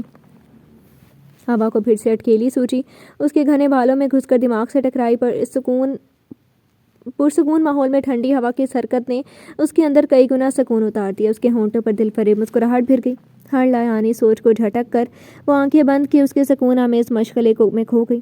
حیدر نے بنا آہٹ کے کمرے میں قدم رکھا ہی تھا کہ نائٹ بلب آن دیکھ کر اسے حیرت کا شدید جھٹکا لگا۔ پھر سر جھٹک کر وہ اپنے تھکے ماندے اعصاب کو سکون پہنچانے کے لیے بیڈ پر گر گیا۔ کچھ دیر یوں ہی لیٹے رہنے کے بعد اپنے سلکی بالوں میں انگلیوں سے کنگھی کرتا اٹھ گیا۔ کوٹ اتار کر وہ صوفے پر اچھال دیا۔ بیڈ کے کنارے پر پاؤں ٹکا کر وہ بوٹ کا لیس کھولنے ہی والا تھا کہ اچانک اس کی نظر بالکنی کے ادھ کھلے دروازے پر پڑی۔ اسے اپنے کمرے میں کسی غیر معمولی تجسس کا گڑبڑ کا احساس ہوا۔ یہی سوچتے ہوئے وہ متجسس نگاہوں سے آگے بڑھایا، لیکن جالی کے اس پار کا منظر اسے مبہوت کر گیا۔ ہوا کے سنگ اٹھتی اس کی ریشمی لمبی لمبی زلفیں بکھری ہوئی تھیں، نخرئی مخمل کا گداز سراپا حیدر کے سوئے ہوئے جذبات کو بیدار کرنے کا موجب بن گیا۔ حیدر اسے محویت سے دیکھتے رہا، پھر چونک کر نگاہ ہٹا لی۔ گھر میں ایک عجیب سی ہلچل مچی تھی۔ سارے ملازمین یہاں سے وہاں دوڑ رہے تھے۔ ہال میں بڑے بڑے گتے کے کارٹن پیک پڑے تھے، ساتھ ہی پھل اور مٹھائیوں کے ٹوکرے بھی تھے۔ کچن سے بھی انگنت کھانوں کی اشتہا انگیز خوشبوئیں اٹھ رہی تھیں۔ وہ یہ سب دیکھ کر حیران ہوئی۔ پھر کچن میں آگے جہاں ساری ملازمیں وہ کھلائی پھر رہی تھی، جبکہ رفت بڑی بڑی دیگچے میں کچھ پکا رہی تھی۔ رفت بھی یہ سب کیا ہے؟ مہمان آنے والے ہیں کیا؟ کچن میں پکتے کھانوں کو دیکھ کر اس نے خود ہی تکا لگایا تو انہوں نے نفی میں سر ہلا دیا۔ آج 16 دسمبر ہے نا؟ مختصر جواب دیکھ کر وہ ٹماٹر کاٹنے لگی۔ 16 دسمبر کو کچھ خاص ہوا تھا کیا؟ یہ سب تیاریاں اس نے پھر بات ادھوری چھوڑ کر سوالیہ انداز میں نے دیکھا. میں زیادہ تو نہیں جانتی، بس اتنا پتا ہے کہ آج کا دن حیدر کے لیے بہت خاص ہے. اسوی کے کہنے پر اتنا اہتمام کیا جاتا ہے اور یہ سب سامان حیدر اپنے ساتھ لے کر جاتا ہے، لیکن کہاں لے کر جاتا ہے اس کا کسی کو علم نہیں. وہ کسی کو بتاتا ہے. بہجلت تفصیلی جواب دے کر وہ کچن سے چلی گئی، جبکہ وہ گومگو کی کیفیت میں کچھ سوچتی کھڑی رہ گئی. پھر اس نے خود سے عہد کر لیا کہ وہ 16 دسمبر کا راز جان کر رہے گی.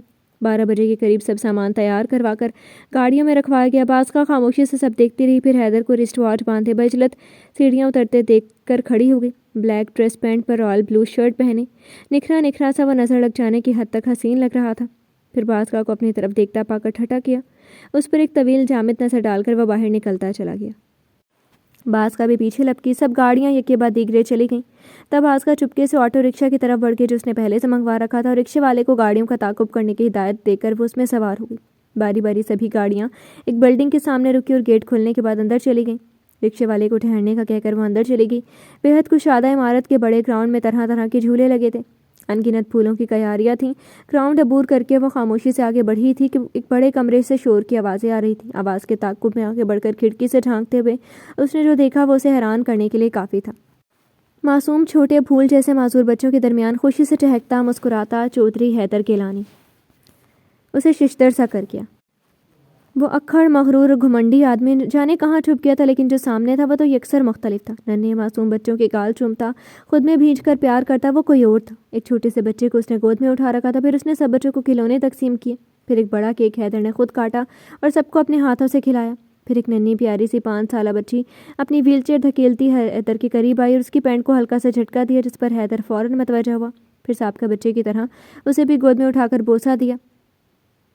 بچی اس کے کان میں کچھ کہہ رہی تھی، جس کے جواب میں اس نے سر ہلایا اور ایک ڈبے میں سے ایک پیاری سی باربی ڈال نکال کر اس بچی کو دی، جو خوشی کے مارے اس سے لپٹ گئی. ننھے بچوں کی مسکراہٹوں کے بیچ وہ خود بھی ایک بچہ لگ رہا تھا. یہ منظر دیکھ کر بازگاہ کی آنکھیں بھیگ گئیں. وہ رخ موڑ کر جانے ہی والی تھی جب اچانک غیر ارادی طور پر اس کی نظر سامنے دیوار پر پڑی، جس پر گلاب کے پھولوں سے واضح حروف میں ہیپی برتھ ڈے حیدر لکھا تھا. یہ اس کے لیے حیرانی کا دوسرا جھٹکا تھا. تو یعنی آج 16 دسمبر حیدر کا جنم دن تھا. خود سے بڑبڑاتی وہ اسے دیکھنے لگی، جو بچوں کے بیچ باقاعدہ مستیاں کرنے میں مگن تھا. پھر اسی طرح بنا کسی کو بتائے، کسی کو خبر کیے وہ واپس آ گئے. اس کے کمرے میں قدم رکھتے ہی نظر اس دشمن نے جہاں کی جہازی سا اس تصویر پر پڑی. وہ پیار بھری نظروں سے اسے دیکھنے لگی. پھر آہستہ سے چلتے ہوئے تصویر کے قریب آ گئی، جس پر وہ باقاعدہ مسکرا رہا تھا. بازگاہ نے تصویر کی آنکھوں میں آنکھیں ڈال کر اسے مخاطب کیا. کیا ہو تم؟ کون ہو؟ انسان ہو یا فرشتہ؟ کیوں ہو تم اتنے اچھے؟ رفت بھی ٹھیک ہی کہتی ہیں کہ تمہیں پیار کرنے کو جی چاہتا ہے، کیونکہ تم ہو ہی چاہے جانے کے قابل. ایک میں ہی بدنصیب ہوں جو تمہیں سمجھ نہ پائی.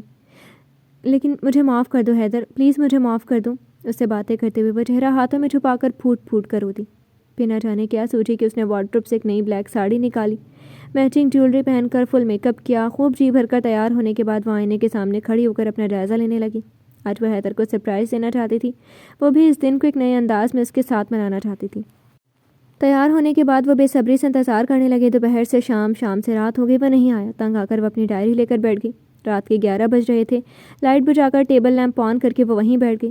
چودھری حیدر گیلانی، میرا پہلا پیار، میری محبت، میری زندگی. وہ بالکل ایک بند کتاب کی طرح ہے، جس کے ہر صفحے کو الٹنے پر ایک نیا راز کھل کر سامنے آتا ہے. ایک نئی انوکھی لیکن حسین سچائی پتہ چلتی ہے. وہ فرشتہ صفت انسان میرے دل کا مکین ہے. ہاں، میں اعتراف کرتی ہوں، مجھے تم سے محبت ہے حیدر. ہاں، مجھے تم سے محبت ہے. تحریر لکھنے کے بعد وہ پڑھ رہی تھی. جب دروازے کی نوب گھومی، وہ اندر داخل ہوا. اسے دیکھ کر وہ کھڑی ہو گئی. وہ لڑکھڑاتا ہوا چل کر پلنگ پر گر گیا. باز کا ایک دم گھبرا گئی. پانی وہ مشکل بول پایا تو اس نے فوراً آگے بڑھ کر سائڈ ٹیبل پر رکھے جگ سے گلاس بھرا، تو پھر کندھے سے تھام کر اٹھاتے ہوئے گلاس لبوں سے لگا دیا. اسے لٹانے کے بعد وہ اٹھنے ہی والی تھی جب حیدر نے اس کا ہاتھ پکڑ کر اپنے قریب کھینچ لیا. اپنی نشیلی مخمور آنکھوں سے اس کا چہرہ پڑ رہا تھا. جہاں ایک ناراضگی رقم تھی، اس کے کھلے بال حیدر کے سینے پر گرے تھے. تم کتنی حسین ہو بازگاہ. میں نے غلط کیا تمہارے ساتھ، پر مجھے معاف کر دو. میں پاگل ہو گیا تھا تمہیں دیکھ کر. میں ادھورا ہوں بازگاہ، بہت بکھر گیا ہوں. مجھے سمیٹ لو پلیز، مکمل کر دو. دکھ میں چور لہجے سے وہ مشکل ٹوٹے ہوئے الفاظ ادا کرتا ہوا اعتراف کر گیا. اس کے کہے گئے الفاظ طمانیت بن کر بازگاہ کے دل میں اتر گئے. ساری ناراضگی اس کے چند الفاظ سے دور ہو گئی. رہی صحیح غلط فہمی بھی دور ہو گئی. پھر کیوں نہ وہ اس شخص کی پیشکش قبول کرتی جسے وہ ٹوٹ کر جاتی تھی۔ اس کی سانسوں کی تپش باسقہ کے چہرے کو گرما رہی تھی، وہ اس کے بے حد قریب تھی۔ پھر اس کی باہوں کے گھیرے میں مقید وہ خود سپردگی کے عالم میں پگھلتی چلی گئی۔ جی تو فرینڈس، کیسا لگا آپ کو آج کا ناول؟ میں امید کرتی ہوں کہ آپ کو آج کا ناول بہت پسند آیا ہوگا۔ کمنٹ سیکشن میں اپنی رائے کا اظہار کرنا مت بھولیے گا۔ پھر حاضر ہوں گے کسی نیو ناول کے ساتھ، اب تک کے لیے اجازت دیجیے۔ شکریہ۔